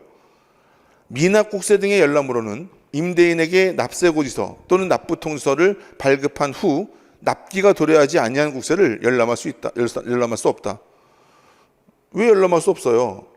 납기가 도래하기 전이더라도 과세관청이 만약에 납세고지서를 발송했잖아요. 신고납부 세목으로 신고를 했다면 신고일이 법정기일이지만 만약에 신고도 안 하고 납부도 안 해서 확정도 안 된 상태라면 납세고지서에 도달로 확정이 되죠. 하지만 법정기일은 그 경우에 언제예요? 납세고지서의 발송일이에요. 따라서 납세고지서, 납부통지서가 발송됐다면 법정기일 도래한 것이기 때문에 납기가 도래하지 아니한 상태라도 법정기일 도래한 국세로서 열람할 수 있는 겁니다. 알겠죠? 그래서 4번이 틀린 지문이 되겠다. 들어보면 다들 아는 건데 다들 아는 것을 상황을 만들어 가지고 두 가지를 비교하니까 꽤 난이도가 있고 꽤 많은 이해를 요하는 문제로 전환이 돼 버렸네요. 그래서 좋은 문제라고 하는 겁니다. 정답은 4번. 자, 11번 문제. 부가가치세법상 사업자 등록에 대한 설명으로 옳지 않은 것은? 자, 얘 같은 경우는요. 뭐 1번, 2번, 4번은 여러분들이 한번 읽어보시고요. 이것도 상당히 의외의 곳에서 문제를 낸 거예요. 3번. 사업장 관할세무장이 사업자가 사업 개시일 이전에 사업자 등록을 신청했는데 사실상 사업을 시작하지 않고 그냥 가라 사업자 등록을 낸 거로 확인이 됐어요. 그러면 굳이 뭐 다른 규정에서 나와 있는 20일 기다려야 되나요? 가라 사업자라는 걸 알았으면 즉시 사업자 등록을 말소해야 될까요? 즉시 말소해야죠. 얘는 20일을 기다리는 게 아니라 그냥 즉시 사업자 등록을 말소하게 됩니다. 알겠죠? 이런 위장 사업자들이 큰 문제들을 발생시키기 때문에 그래요. 알겠죠? 그냥 즉시 하는 것을 20일 이내다라 그래서 틀리게 한 참 수험생 입장에서는 체크해가지고 판단하기 힘든 문제 중에 하나였어요. 얘도. 그래서 우리 실무자들은 뭐 당연히 알죠. 실무자들은 당연히 이 세무서에서 연락이 와가지고 이거 사업장으로 확인되지 않았다라고 통지가 왔네. 그럼 곧바로 말소해버리거든요. 근데 나머지 신청하거나 승인하거나 이런 절차들은 뭐 20일 정도의 시간들을 다 주는데 얘는 즉시 말소하는 것에 포인트를 잡은 그런 문제입니다. 자, 그 다음에 12번 문제. 하나하나 쉬운 문제가 없네요. 그렇죠? 자, 요게 출제 오류예요. 요게 출제 오류. 자, 일단 여러분들 뭐 당연히 알아야 되는 내용이죠. 현물기부금. 특수관계 없는 지정기부금 단체 또는 법정 기부금 단체한테 현물 기부하면 뭘로 평가해요? 시가가 아니라 장부가로 평가하죠. 두 번째, 요 3번부터 볼게요. 정당한 사유 없이 자산을 시가보다 낮은 가액으로 양도하거나 시가보다 높은 가액으로 매입함으로써 실질적으로 증여한 것으로 인정되는 금액. 이거 뭐예요? 의제기부금이죠. 의제기부금. 특수관계인에게 이랬다면 부당이익의 선부인, 특수관계 외이자라면 의제기부금이죠. 근데 의제기부금의 판단 기준이 시가입니까? 정상가액입니까? 시가라고 써서 틀린 거예요. 정상가액과 비교해야죠. 그렇죠? 의제기부금 틀렸고. 그리고 기부금은 현금주의입니까? 발생주의입니까? 현금주의예요. 내년에 기부할게 해놓고 올해 미지급금 계상했다 그래서 올해 손금이 되는 게 아니라 올해는 아무것도 아니고 실제 현금으로 기부한 현금 지급 시점이 기부금의 귀속 시기예요. 그런데 미지급금으로 계상하고 다음 연도에 지급했는데 이를 미지급금으로 계상한 사업연도에 기부금으로 하고 그 후에 사업연도는 기부금으로 보지 않는다? 기부금 귀속 시기 문제로서 틀린 거죠. 그렇죠? 그래서 출제자는 2번을 답으로 하고 싶었는 모양인데 이 출제자가 좀 게으른 출제자였나 봐요. 이 부분이 올해 아주 중대하게 세법이 개정됐죠. 세법이 개정됐는데 세법 개정 전 문구를 집어넣습니다. 잘 보세요. 자, 작년까지는요.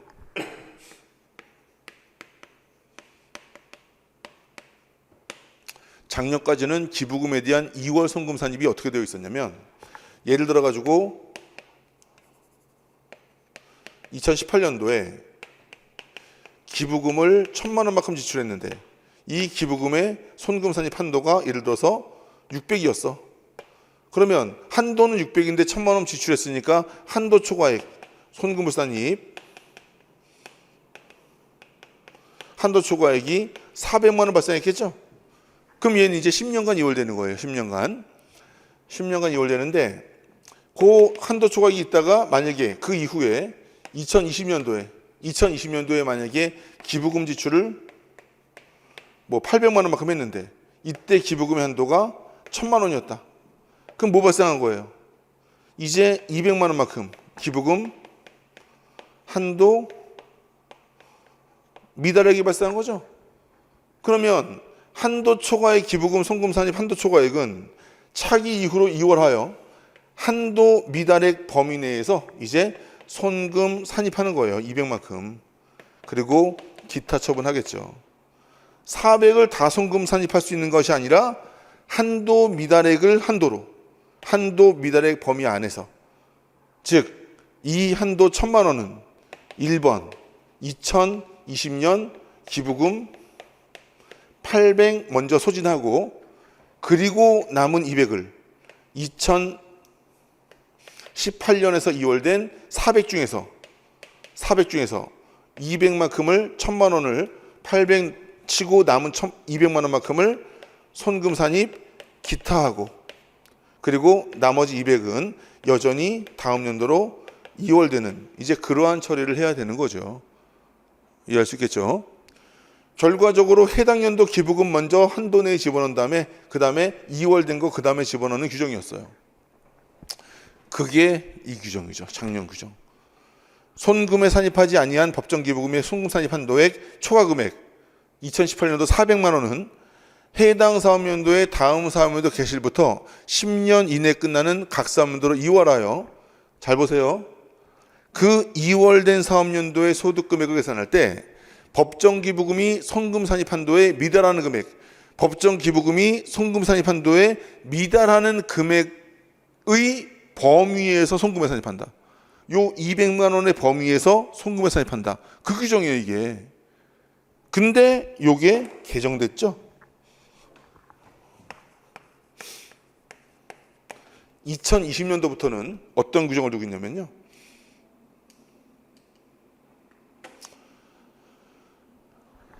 법정 기부금 및 지정 기부금의 손금 산입 한도액을 초과하여 손금에 산입하지 아니한 금액 400만 원은 해당 사업연도의 다음 사업연도 개시일로부터 10년 이내에 끝나는 각 사업연도로 이월하여 그 이월된 사업연도의 소득 금액을 계산할 때 이 줄침 부분이 바뀌었어요. 법정 기부금 한도 부족, 그 한도 미달액의 범위 내에서가 아니고요. 얘는 법정 기부금, 지정 기부금 각각의 손금 산입 한도액의 범위에서 손금에 산입을 하는 거예요. 즉 얘네들은 이제 이게 아니라 이제 개정된 내용은 이 1,000만 원의 기부금 한도를 먼저 이월된 놈 먼저 써요. 먼저 2018년도 400만큼의 손금 산입 한도 초과액을 먼저 손금 산입 400 기타합니다. 그리고 나서 이제 1,000만 원 중 남은 금액 600 한도를 이제 2020년대 기부한 800만 원을 손금 산입 한도 600까지는 이제 손금으로 인정하고, 나머지 200만큼 한도 초과됐죠? 이것을 손금 불산입 2020년도 기부금 한도 초과액으로서 기타 사위추라는 그런 처리를 하게 되는 거죠. 이렇게 바꾼 이유는 뭐예요? 예전처럼 했다 그러면은 2월 된 놈이 계속 올해 기부된 것에 계속 밀려가지고 2월이 쌓여서 2018년도부터 10년이 지나고 나면 없어지게 돼 있단 말이죠. 근데 먼저 발생한 2월부터 털어나가게 되면 어떻게 됩니까?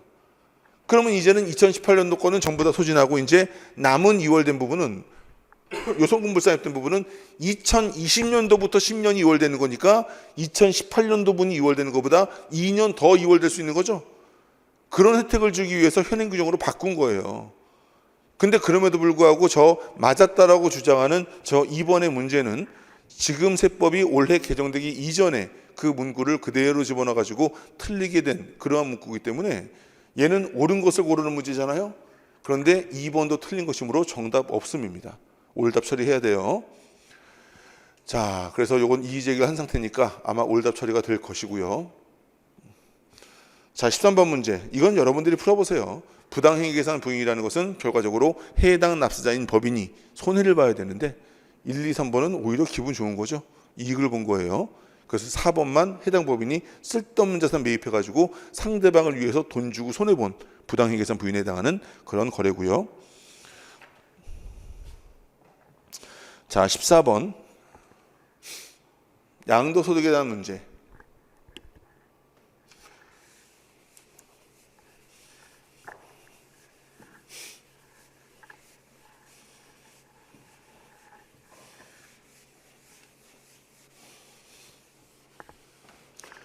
자, 실지거래가액에 따른 양도차익 산정과 관련하여 토지와 건물 등을 함께 취득하거나 양도한 경우로서 일괄 취득한 거죠. 그 토지와 건물 등을 구분 기장한 가액이 대통령령으로 정하는 바에 따라 안분 계산한 가액과 백분지 30 이상 차이가 나는 경우에는 토지와 건물 등의 가액이 불분명한 때로 본다. 자, 예를 들어 가지고 토지가 있고요. 아유, 건물이지 이거는.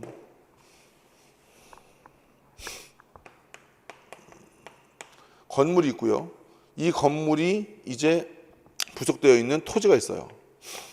그랬을 때 이 토지와 건물을 이제 일괄적으로 양도, 부가가 있어서는 공급이라고 하는 거죠. 공급을 하는 거예요. 근데 이것을 10억에 거래를 해요. 10억에. 이거를 10억에 거래를 하면요. 10억에 거래를 하면 만약에 이것이 그 계약서상 이게 구분이 분명하대요. 구분이 분명하대요. 이것을 부가가치세법에서 뭐라고 그래요? 실지 거래가액이 확인된 경우라고 하는 거죠. 그러면은 그 구분대로 가는 거예요. 그런데 실지 거래가액이 분명하지 않대요. 분명하지 않으면 이 분명하지 않는 것을 이제 부가가치세법 규정에 따라 가지고 안분 계산하는 거예요. 기본 수업 이후에 심화 수업이나 객관식 수업 들은 친구들은 배웠겠죠. 어떻게 안분 계산해요? 얘들은 감정가액 있으면 감정가액, 없으면 기준시가, 기준시가도 없으면 장부가액, 장부가액도 없으면 취득가액의 순으로 안분 계산하는 거예요. 결과적으로 이건 세법에 의한 안분 기준이고, 만약에 계약에 따라 가지고 납세의무자들이 건물과 토지가 10억 주고 팔았지만 그 중에 건물이 4억, 토지가 6억이다 그러면 그 구분대로 적용하는 거죠. 그런데 부가가치세법에서 예를 들어서 사실은 실질은 건물이 6억이고 토지가 만약에 4억이에요. 그런데 부가가치세 거래상 건물이 많아져 버리면 건물은 뭐예요? 부가가치세 과세 대상이 되어서 부가가치세 6천만 원만큼 나온단 말이에요. 따라서 부가가치세 부담을 줄이려고 신고를, 계약서 작성을 자기들끼리 신고, 즉 구분 기장을 장부에 기장하는 것을 건물 1억이라고 그러고 토지를 9억이라고 그래.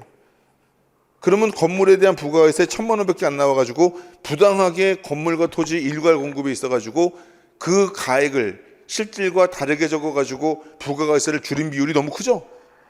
그래서 부가가치세법은 이러한 토지와 건물의 일괄 공급 시 이 안분 계산 기준에 따라 계산한 금액과 30% 이상 차이가 나면 이것을 인정 안 하고 요걸로 간다라는 규정이 있어요. 그 규정을 양도소득세가 그대로 받아온 규정이에요. 이해할 수 있겠죠? 양도소득세도 토지와 건물을 함께 취득했다가 나중에 토지만 팔든가 건물만 파는 경우가 있겠죠? 그때 취득가액, 양도가액을 조절하기 위해서 실제는 뭐 9억, 1억인데도 불구하고 이것의 금액을 조금 바꿔가지고 양도소득세를 회피할 그러한 우려가 있기 때문에 니네가 장부 기장한 것을 원칙적으로 믿어주지만 그 기장한 것이 요 기준에 따라 가지고 안분 계산한 것과 30% 이상의 차이가 나면 니네가 기장한 거 무시하고 안분 기준에 따른 금액을 취득가액 또는 양도가액으로 할 거야 라는 그런 규정이에요. 알겠죠? 자, 부가법 규정과 똑같은 것이고, 자, 환지, 보류지, 충당, 양도가 아닌 대표적인 것, 양도소득세 1세대 1주택 비과세 적용할 때 주택은 등기부등본에 주택, 주거용 건물이라고 써 있어야 돼요? 아니면 사실상 용도에 따르는 거예요? 사실상 용도에 따르는 거예요. 단독주택이지만 거기를 뭐 출판사 사업장으로 써. 그러면 1세대 1주택 비과세 못 받아요. 근데 공장으로 등기가 되어 있지만 그 공장에서 사실상 살림살을 놓고 살아. 그것만 입증한다면 1세대 1주택 비과세 받을 수 있어요. 공장도, 사무실도. 알겠죠? 실질적 용도에 따르는 것이다. 자, 그리고 뭐 이런 식의 문제는 도대체 뭐 어디서 생각을 해낸 건지 모르겠지만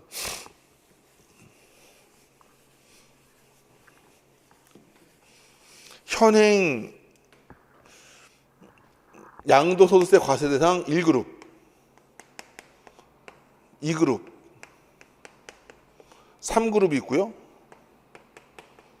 2그룹은 이제 국내 주식 그리고 국외 주식까지도 이제 국내 자산 2그룹에 포함을 시켰고요.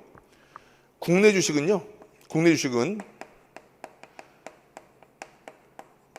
비상장 주식과 이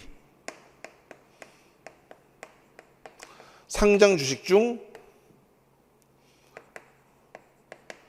대주주 양도분과 3번 상장 주식 중 증권시장 외 장외 거래분을 과세 대상으로 열거했어요. 2그룹 국내 주식은 비상장 주식과 상장 주식 중 대주주 양도분, 상장 주식 중 장외 거래분으로 열거를 했어요. 따라서 여기에 열거되지 않은 상장 주식 중 대주주 외의 주주가 증권시장을 통해서 장내에서 거래한 그러한 주식은 양도세 과세 대상이 아닌 거죠. 열거주의에 입각한 소득세에서는 열거된 것이 과세 대상이고 열거가 안 된 것은 그냥 가만히 있어도 과세 대상이 아닌 거예요.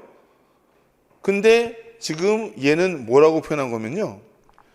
국내 주식으로서 2그룹 과세 대상은 제가 말한 것을 만약에 법률로 표현한다면 국내 주식으로서 과세 대상은 1번 비상장 주식, 2번 상장 주식을 과세 대상으로 한다. 단 상장 주식 중 얘네들은 비과세한다 라고 과세 대상으로 집어넣은 다음에 비과세로 열거한 것처럼 그렇게 표현한 게 4번이에요. 보세요. 관련 법령이 정하는 대주주에 해당하지 아니하는 자가 자본시장과 금융투자법에 관한 법률에 따른 증권시장에서의 거래에 의하여 양도하는 주권상장법인의 주식 관련 양도소득은 즉 대주주 외자가 장내거래한 거죠. 장내거래한 상장주식 양도소득의 범위에는 포함되나 비과세 소득으로 열거되어 있어 과세되지 아니한다. 양도소득세 과세 대상으로 들어가 있지만 비과세로 열거되어서 과세되지 않는다라는데 현행 법률 체계는 아예 과세되는 것만 열거되어 있지 얘를 비과세로 열거조차 하지 않았어요. 과세 대상이 아예 아니기 때문에. 그렇죠? 이 체계를 그냥 법률적 체계로 이야기하고 있는 겁니다. 저거는 세법학상 상당히 중요해요. 열거주의냐 포괄주의의 비과세 배제냐 상당히 중요하지만 우리 공무원 수험생들한테 저런 체계를 물어보는 것은 그리 타당한 질문은 아닌 것 같습니다. 자, 어쨌건 얘들은 상장 주식 다 과세할 거야. 과세 대상. 다만 비과세로 대주주 외자가 장내 거래한 것은 비과세 이렇게 한 게 아니라 양도소득세가 과세되는 국내 주식은 첫 번째 비상장 주식, 두 번째 상장 주식 중 대주주 양도분, 세 번째 상장 주식 중 장외 거래분 이렇게 규정되어 있는 겁니다. 알겠죠? 자, 정답은 1번. 자, 15번. 자, 이것도 제가 객관식세법하고 심화세법 등에서 요 3번은 굉장히 강조를 많이 했어요. 마지막에 우리 여러분들 국세 잊어버렸을까 봐 리마인드 국세 특강 있잖아요. 지방세 공부하느라고 국세 잊어버린 그 나머지 27일 동안에 리마인드 특강에서도 제가 별의별 사례를 다 들어가면서 강조했던 그런 내용이에요. 자, 요게 틀린 겁니다. 자, 나머지들은 여러분들이 좀 읽어보시고요. 그리고 4번 지문도 한번 보세요. 4번 지문도 이것도 제가 여러분 제 문제풀이 강의 들으신 분들 알겠지만 좀 강조했습니까? 이거는 여러분들을 틀리게 만드는 규정이다라고 그랬죠. 소득세법에 따라 원천징수되는 소득으로서 같은 법에 따른 종합소득 과세표준에 합산되지 아니하는 소득. 이것이 완납적 분리과세들 아니에요. 완납적 분리과세들. 원천징수로 납세면 끝나는 거. 여러분들의 이자소득. 여러분들 부모님이 보내주는 통장에 이자가 다만 몇백 원, 몇천 원 붙어요. 그럼에도 불구하고 그 이자소득이 생겨가지고 여러분들이 5월 달에 세무서에다가 종합소득 신고합니까? 안 하잖아요. 금액이 작기 때문에 원천징수로서 그냥 납세 의무 종결시키고 여러분들이 세무서에다가 납세 의무 이행할 필요 없게 만드는 완납적 분리과세 소득들이잖아요. 그렇죠? 그러니까 여러분들은 납세 의무를 안 지는 것처럼 보이지만 그렇더라도 은행의 원천징수 의무자가 원천징수하는 거에 대해서 그 원천징수를 인정하고 받아들여야 되는 납세 의무자로서의 수행 의무가 있다고 그랬죠. 그래서 저런 분리과세 대상 소득자는 세무서에 한 번도 가지 않고 소득 지급받을 때 원천징수되는 걸로 납세 의무 끝나지만 세법은 선언적 규정으로서 그러한 원천 납세 의무자조차도 이러한 납세 의무를 진다라고 표현했기 때문에 아무것도 안 하는데 라고 해서 납세 의무가 없다는 착각하지 말라고 항상 강조했던 지문입니다. 알겠죠? 그래서 맞는 지문, 이거를 틀렸다라고 고른 친구들 굉장히 많을 것 같아요. 맞는 지문이에요. 그 다음에 이거 한번 읽어보시고요. 자, 3번 문제는요. 이제 이건 어떤 경우냐면 요번에 국세기본법상 법인으로 보는 법인아인단체 말고 국세기본법상 법인으로 보는 법인아인단체 외의 두 가지 개인으로 보는 법인아인단체는 그와 관련해 가지고 여러 가지 사항의 변동과 확장들이 있어서 현행 법률만 가지고, 즉 소득을 구성원에게 분배하면 공동사업, 분배 안 하면 일거주자, 일비거주자 라고만 하는 그 규정이 너무나 보완할 부분들이 많아가지고 요번에 대대적으로 개편돼 가지고 개정됐어요. 요 개정은 2019년도 1월 달에 개정됐지만 시행 시기 자체가 2020년도 올해부터이기 때문에 올해부터 시험 문제 반영하라고 그랬고요. 그런데 바로 나왔네요. 자, 전 얘기는 어떤 얘기냐면요. 예를 들어서 일정한 단체가 있어요. A라는 단체가 있어요.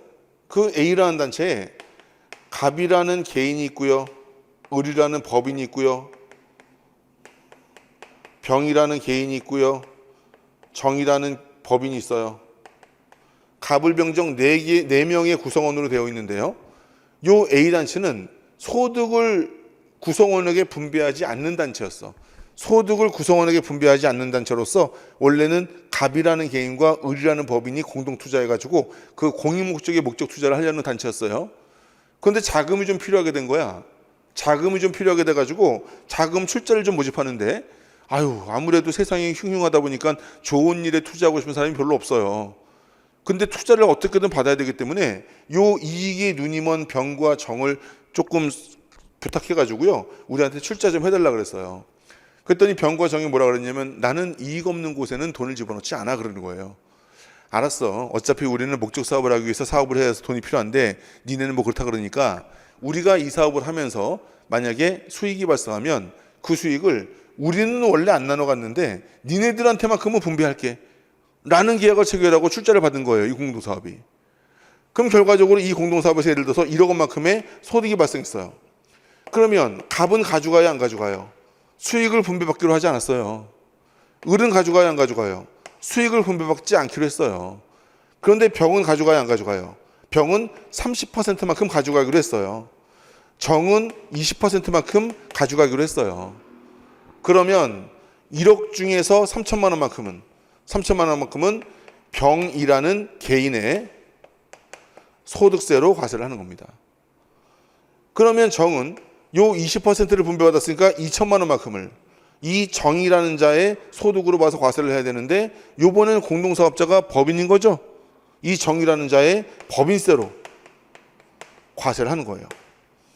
그러니까 과거에는 공동사업에서 발생한 소득은 공동사업자에 대한 손익분배 비율로 분배한 금액을 소득세로 과세한다 이렇게 해놨는데 공동사업에서 발생한 소득은 소득세법에 따른 계산을 하되 분배된 소득에 대해서는 분배받은 자가 법인일 수도 있었던 거야. 그럴 때는 그 분배 금액을 손익분배 비율에 따른 분배 금액을 그 분배받은 자의 법인세로 과세하게 되는 겁니다. 그래서 공동사업에 대한 과세에 이제 법인세란 말도 막 들어가게 되는 거예요. 알겠죠? 그런데 문제는 이 소득세법에 따라 가지고 1억 원으로 계산한 소득 금액을 얘네들한테는 분배를 했기 때문에 각각의 소득세 법인세로서 개별 납세 의무 지는데 분배하지 않은 5천만 원은 어떻게 할 거냐 그런 얘기죠. 분배 비율이 정해지지 않았거나 분배 대상이 아닌 금액은 얘네들은 이제 그 5천만 원만큼에 대해서는 소득을 구성원에게 분배하지 않는 요 A단체를 1거주자 또는 1비거주자로 봐서 소득세 적용을 하게 되는 거예요. 이해할 수 있겠습니까? 그래서 소득을 구성원에게 분배한다 그러면 전부 다 분배하고 분배 안 하면 전부 다 안 분배하는 그런 가정밖에 없던 소득세법이 이러한 상황에서의 일부 분배까지도 고려해야 되기 때문에 이 규정을 만든 거죠. 어떻게? 국세기본법 13조 1항에 따른 법인 아닌 단체 중 같은 조 4항에 따른 법인으로 보는 단체 외의 법인이 아닌 단체의 일부 구성원에게만 이익이 분배되는 것으로 확인되는 경우에는 해당 단체는 납세금을 져야 안 져요? 쥐는 거죠. 일부 구성원에게 분배된 소득 외의 소득에 대해서는 해당 단체의 소득을 일거주자로 봐서 소득세로 과세하게 되는 겁니다. 이해할 수 있겠죠? 그래서 이 부분이 복잡하게 개정이 됐기 때문에 이 부분을 이런 사례 저런 사례 들어가지고 설명을 많이 드렸어요. 그래서 그 단체는 납세 의무를 지지 않는다? 틀린 겁니다. 분배되지 않은 부분에 대해서는 해당 단체를 일거주자로 봐서 소득세 과세를 하게 되는 거죠. 자, 그래서 꽤 어려운 규정 중에 하나였고요. 자, 16번 문제. 1번 질문 같은 경우는 지급시기 의제죠. 인정소득에 대해서 법인이 신고했다면 신고일 또는 수정신고일. 그리고 만약에 법인이 결정 경정받았다. 그렇다 그러면 소득금의 변동통지서를 받은 날. 그렇죠? 그 다음에 이자 소득 금액이 이것도 아까 얘기했던 신탁과 조금 유사한 개념이에요. 예를 들어 가지고 갑이라는 자가 이제 집합투자기구라는 금융신탁이에요. 이거는 금융신탁자에게 이제 투자를 신탁했어요. 나는 뭐 자금운용을 잘 못하니까 자금운용의 전문가들이 니네들한테 투자를 의뢰했어요. 그랬더니 얘가 이제 여러 가지 금융기관 등에다가 요 갑이 투자한 것을 운용을 해가지고요. 배당도 받을 수 있고 뭐 여러 가지 뭐 투자 수익도 받을 수 있고 이게 뭐 일정한 채권에 투자한 거라 그러면 이자도 받을 수 있어요. 그러면 금융기관은 집합투자기구가 운영하는 그 자금에 대해서 이자를 줄 때 이때 원천징수를 하느냐 마느냐의 문제인데 이때는 이자 소득의 지급이지만 원천징수를 안 해요. 왜? 얘는 중간 단계의 수탁자에 불과하기 때문에 이 원천징수 안 당하고 이자를 받은 집합투자기구가 그 수익을 그 투자자에게 분배할 때 이때 원천징수를 하게 되는 거죠. 만약에 아무런 규정이 없다면 여기서도 원천징수되고 수익자에게 분배될 때도 또 원천징수가 되면 이중과세이기 때문에 집합투자기구에게 금융기관이 이자를 지급할 때는 이때는 원천징수 안 하고 집합투자기구가 투자자에게 그 수익을 분배할 때 그때 원천징수를 하자는 겁니다. 그게 2번 규정이고요. 자, 세무서장 또는 지방세무서장이 이제 법인한테 소득금의 변동 통지했다라는 건 뭐예요? 너네들 요번에 우리 세무조사 나와가지고서는 저 입금 산입된 거, 상여 처분된 거, 너희들한테 입금 산입 1,000만 원 되는 것은 당연히 법인세로 신고하고 상여 처분된 건 이건 그 귀속자한테 당초 니네 법인이 신고한 내용과 달라졌다라는 부분들을 이제 귀속자에게 알려가지고 이 부분에 대해서 그 부분도 인정소득 원천징수 납부해라. 소득금의 변동통지서를 받은 날을 지급시기로 해서 그 다음 달 10일까지 납부해라 라는 통지가 소득금의 변동통지서예요. 그래서 소득금의 변동통지서를 법인에게 통지했다면 그러면 해당 주주 및 해당 상여나 기타 소득에 처분을 받은 그 거주자에게도 이러한 소득금의 변동통지를 니네 법인한테 통지했으니까 확인해서 너희들의 변동된 수익 금액대로 신고해 라고 알려야 한다는 거예요. 알겠죠? 자, 그 다음에 특정 법인의 법인세 과세 표준을 결정 또는 경정하는 경우에는 언제가 지급시기 의제라고요? 그 소득금의 변동통지서를 받은 날이 지급시기 의제일이에요. 근데 이 법인이 소득금의 변동통지를 받았는데 이 소득금의 변동통지가 타당하지 않다고 생각해. 그러면 이것을 불복 청구할 수 있을까요? 불복 청구할 수 없을까요?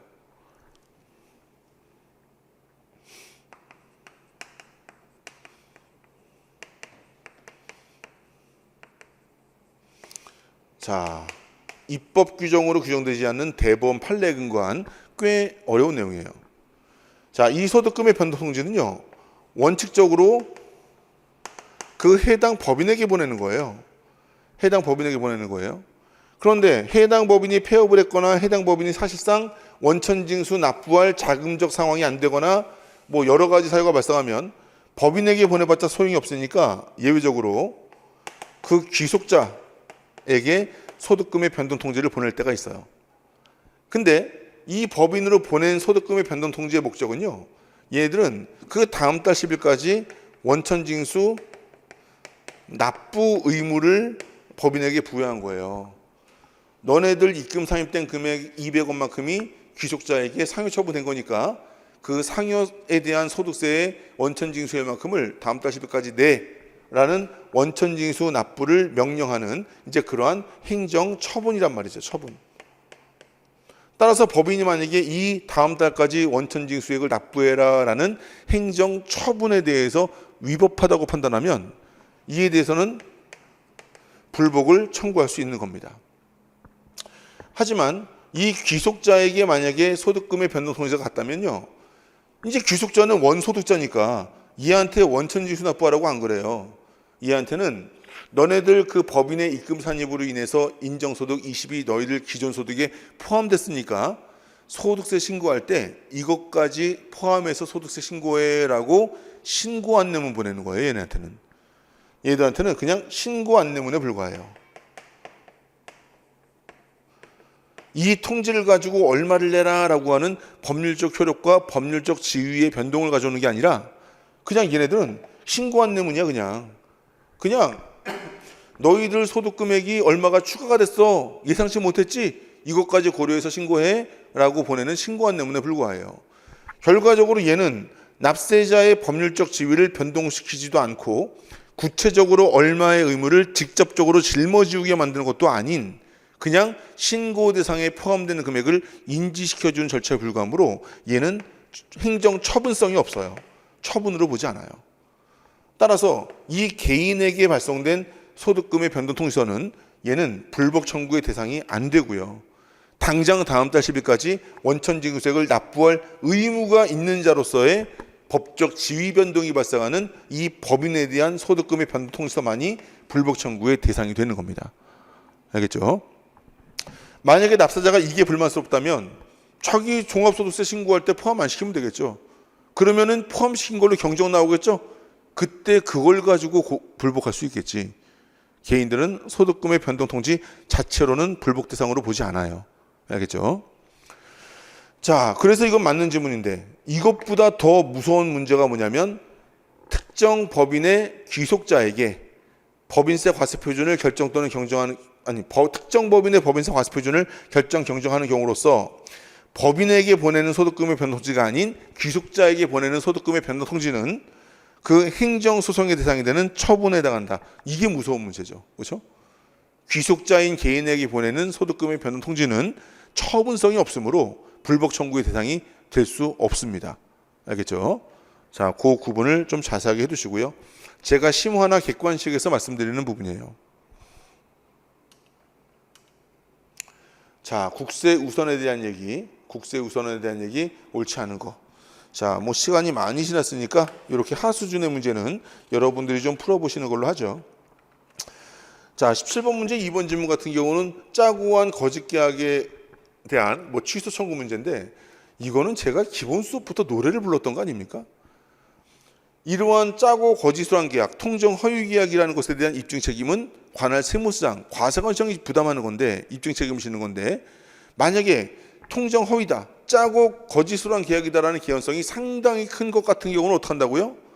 입증 책임의 전가, 짜고 거짓으로 한 계약으로 추정하는 거죠. 제가 세 가지 포인트 짚었어요. 기억나죠? 첫 번째, 특수관계인과의 거래로 인한 담보권 설정은 짜고 거짓으로 한 계약으로 추정한다. 틀린 거예요. 특수관계인과 거래했다고 추정하지 않아요. 특수관계인과 설정한 담보계약으로서 법정기일 1년 전이어야지.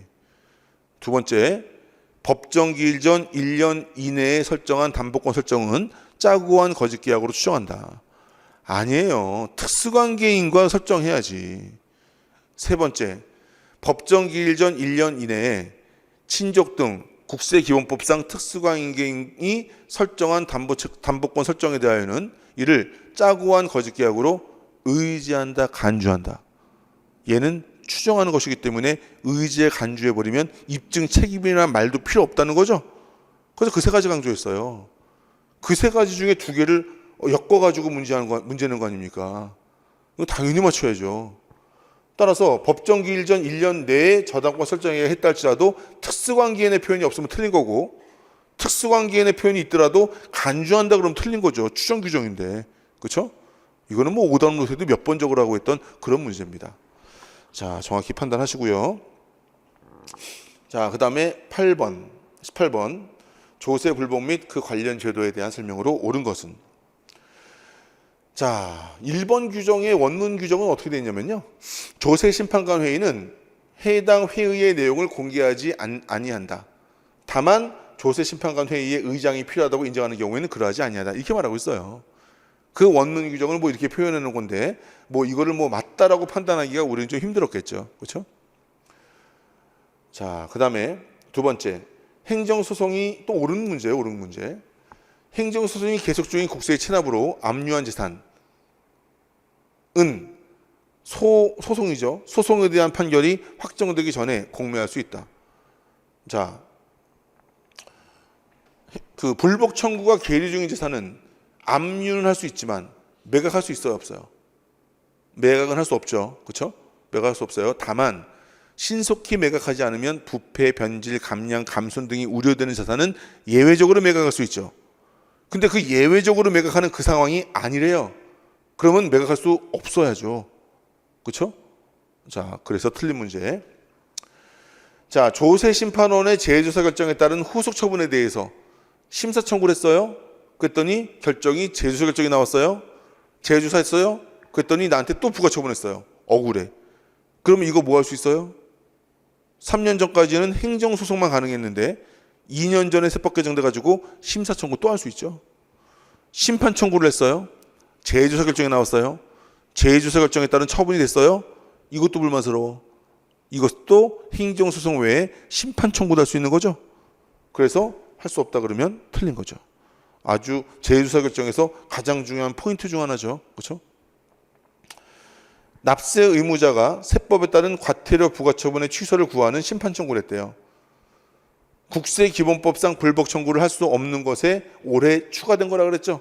조세범 처벌절차법에 따른 통고처분과 똑같은 취지로 조세범 처벌절차법의 통고처분과 이러한 각 세법에 따른 과태료 부과처분은 행정행위의 위법이 있다 없다를 따지는 불복 청구 행정소송이 아니라 얘들은 지들 스스로에게 범칙행위가 있는지 없는지를 판단하는 형사소송으로 하는 길이다. 그래서 얘들은 행정소송의 대상이 아니에요. 불복 청구 대상이 아니야. 따라서 이러한 것의 취소를 구하는 심판 청구를 납세자가 했잖아요. 그러면 조세심판원은 어떤 결정을 내려야 돼요? 인용해야 돼요? 기각해야 돼요? 내용도 보지 말고 각하해야 돼요. 청구의 요건이 구비되지 않은 걸로 봐서요. 알겠죠? 자, 그래서 2, 3, 4번 틀리고 1번이 맞는 지문. 자, 그 다음에 19번 문제. 뭐 정답만 보세요. 이거는 뭐 노상 강조했던 거죠. 고지독촉 모두에게 송달. 자, 3번. 송달할 장소에서 서류를 송달받아야 할 자가 부재 중이면 그러면 다음에 다시 오든가 아니면 이것이 우편 송달이었는데 추침 부재로 반송됐거나 세무공무원이 2번 이상 방문했는데 부재 중이거나 그러면 공시 송달하거나 아니면 송달할 장소에 송달받아야 할 자가 부재 중이란 말이 있었으니까 뭐 다른 사람들은 있을 수 있겠죠. 보충 수령인에게 송달하거나 그렇게 하는 거지. 송달할 장소에 서류를 둘 수 있다. 이건 유치 송달이죠. 유치 송달은 송달받을 자 또는 보충 수령인이 정당한 사유 없이 서류의 송달 수령을 거부할 때 그때만 할 수 있는 거죠. 3번 당연히 보자마자 틀린 줄 알아야 됩니다. 자, 20번 문제. 세금기한서 발급을 이러한 최종 소비자들을 대상으로 하는 업종들은 세금기한서 발급하지 않죠. 그리고 얘네들은 뭐예요? 얘들은 위탁 무역 방식의 그 수출이에요. 위탁 판매 방식의 수출, 위탁 판매 수출. 결과적으로 우리가 일본한테 위탁해가지고 프랑스에 물건 팔아먹는 거야. 그럼 거기다가 일본이든 프랑스든 세금계산서를 발급하면은 걔네가 꼬부랑말 쓰고 일본말 쓰는데 우리나라 세무서에다가 세금계산서 공급 받은 자로서 신고를 해줍니까? 크로스 체킹이 안 된다면 세금계산서로서의 의미가 없는 거예요. 그래서 당연히 아니고, 국외에서 공급하는데 국외에 건설용을 제공해요, 우리나라 건설사가. 그럼 외국에다 건설해주고 외국에 있는 기업한테 세금계산서 발급해봤자 그 기업이 우리나라에다가 매입 세금계산서 신고해줘요? 안 해줄 거 아니에요. 그래서 크로스 체킹이 되지 않는 최종 소비자 또는 외국에 대한 공급들은 전부 다 세금계산서 발급 의무가 없어요. 하지만 얘 같은 경우는요, 위탁 가공 무역 방식의 수출이 아닌 얘들은 국내 사업자가 국내 사업자로부터 위탁을 받아가지고 국외 수탄 가공자에게 원료를 무상으로 반출한 다음에 그 무한 반출한 원료를 가공하여 양도하는 경우라 그랬죠. 인도하는 경우가 양도하는 경우. 일반적인 위탁 가공 무역 방식의 수출은 그 국외 수탁 가공업자한테 반출할 때 이것은 공급으로도 보지 않고 세금계산서 발급하지 않으며 영세율 적용도 안 된다 그랬죠. 하지만 국내 사업자로부터 위탁을 받아가지고 국외 수탁 가공 사업자에게 원료를 반출하는 경우에 그 반출은 재화의 공급으로 보고 그리고 영세율을 적용하며 0%가 기재된 세금계산서를 국내 사업자에게 발급할 의무가 있다 그랬죠. 그래서 전체적인 내용 판단한 다음에 요 양도라는 것에 신경을 쓰라고 했어요. 이 문제는 정확히 나올 거다라고. 따라서 얘는 0%짜리 세금계산서를 발급해야 되는, 영세율이 적용되지만 0%짜리 세금계산서를 발급해야 되는 5가지 예외 중에 하나였죠. 그래서 얘는 세금계산서 발급 의무가 면제되는 것이 아닌 걸로 금방 찝을 수 있어야 됩니다. 이 부분에 대한 내용은 좀 복잡한 거라서 제가 심화 객관식에서 설명하는 거지만 문제풀이나 심화 수업을 들었다면 이것은 너무너무 중요한 것이기 때문에 절대로 모르면 안 되는 걸로 강조한 내용입니다. 알겠죠? 그래서 2번이 정답이라는 거, 이것은 하의 수준으로서, 이 규정의 내용 자체는 상의 수준의 내용이지만 이 문제 자체는 하의 수준의 문제예요. 그렇게 구분할 수 있어야 됩니다. 알겠죠? 자, 그래서 20번까지 풀어봤네요. 자, 다시 말씀드리지만 여러분들이 제 해설 강의를 들어도 어렵죠? 그렇죠? 제가 역대 해설한 해설 강의 중에서 가장 오래 걸렸어요. 1시간 40분 걸렸습니다. 보통 1시간에서 1시간 10분 정도 하는데 다른 시험보다 30분 정도 더 설명한 거예요. 난이도 있는 규정이 하도 많아서. 어쨌건 난이도 조절에는 실패한 역대 최고 난도의 문제다. 7급, 9급 통틀어 가지고 가장 어려운 문제였다라고 생각이 되고요. 근데 여러분들 속상한 얘기 해드릴까요? 그럼에도 불구하고 제 강의를 1년간 잘 수강한 친구들한테 제가 시험 끝나고 문자를 받았는데 저 요번에 되게 못 본 줄 알았더니 95점 맞았어요. 90점 맞았어요. 하는 친구들이 제가 문자 받은 친구들만 8명인가 9명인가 그래요. 그 친구들 하는 말이 뭔지 알아요? 전 한 대여섯 문제는 잘 몰라가지고요. 한 서너 문제는 찍었는데요. 85점 맞았어요. 뭐 이런 거예요. 걔네들은 공부를 정말로 체계적으로 시간을 가지고 하란 대로 제가 강조한 만큼 이해와 논리를 기준으로 공부한 친구들인데 3문제 찍었대요.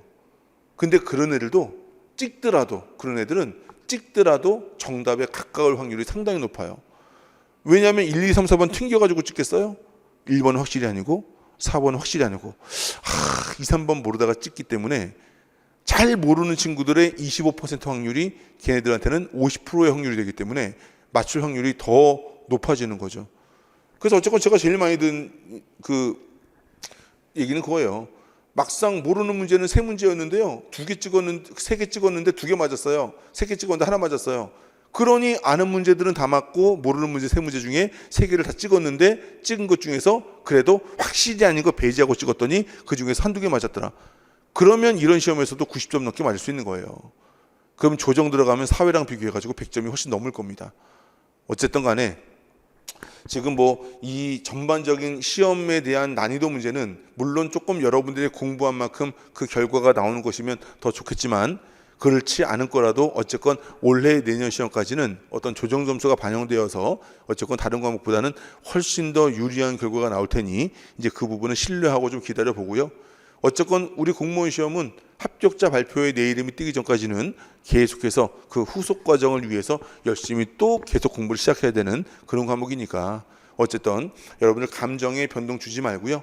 또 우리 기출문제에서 열심히 듣고 여러분들이 붙었던 떨어졌던 이 내용의 보완을 할 수 있는 새로운 노력과 새로운 정성을 기울여서 열심히 공부해서 이 시험에서 합격했으면 더 좋고, 그렇지 않더라도 이 시험을 잘 거울 삼아 가지고 다음 시험이 이거보다 더 어려워진다 할지라도 그마저도 좋은 성적을 얻을 수 있는 그런 노력을 충분히 해서 결과적으로는 우리가 높은 성적으로 시험에 합격할 수 있는 그런 노력과 결과가 되기를 바라겠습니다.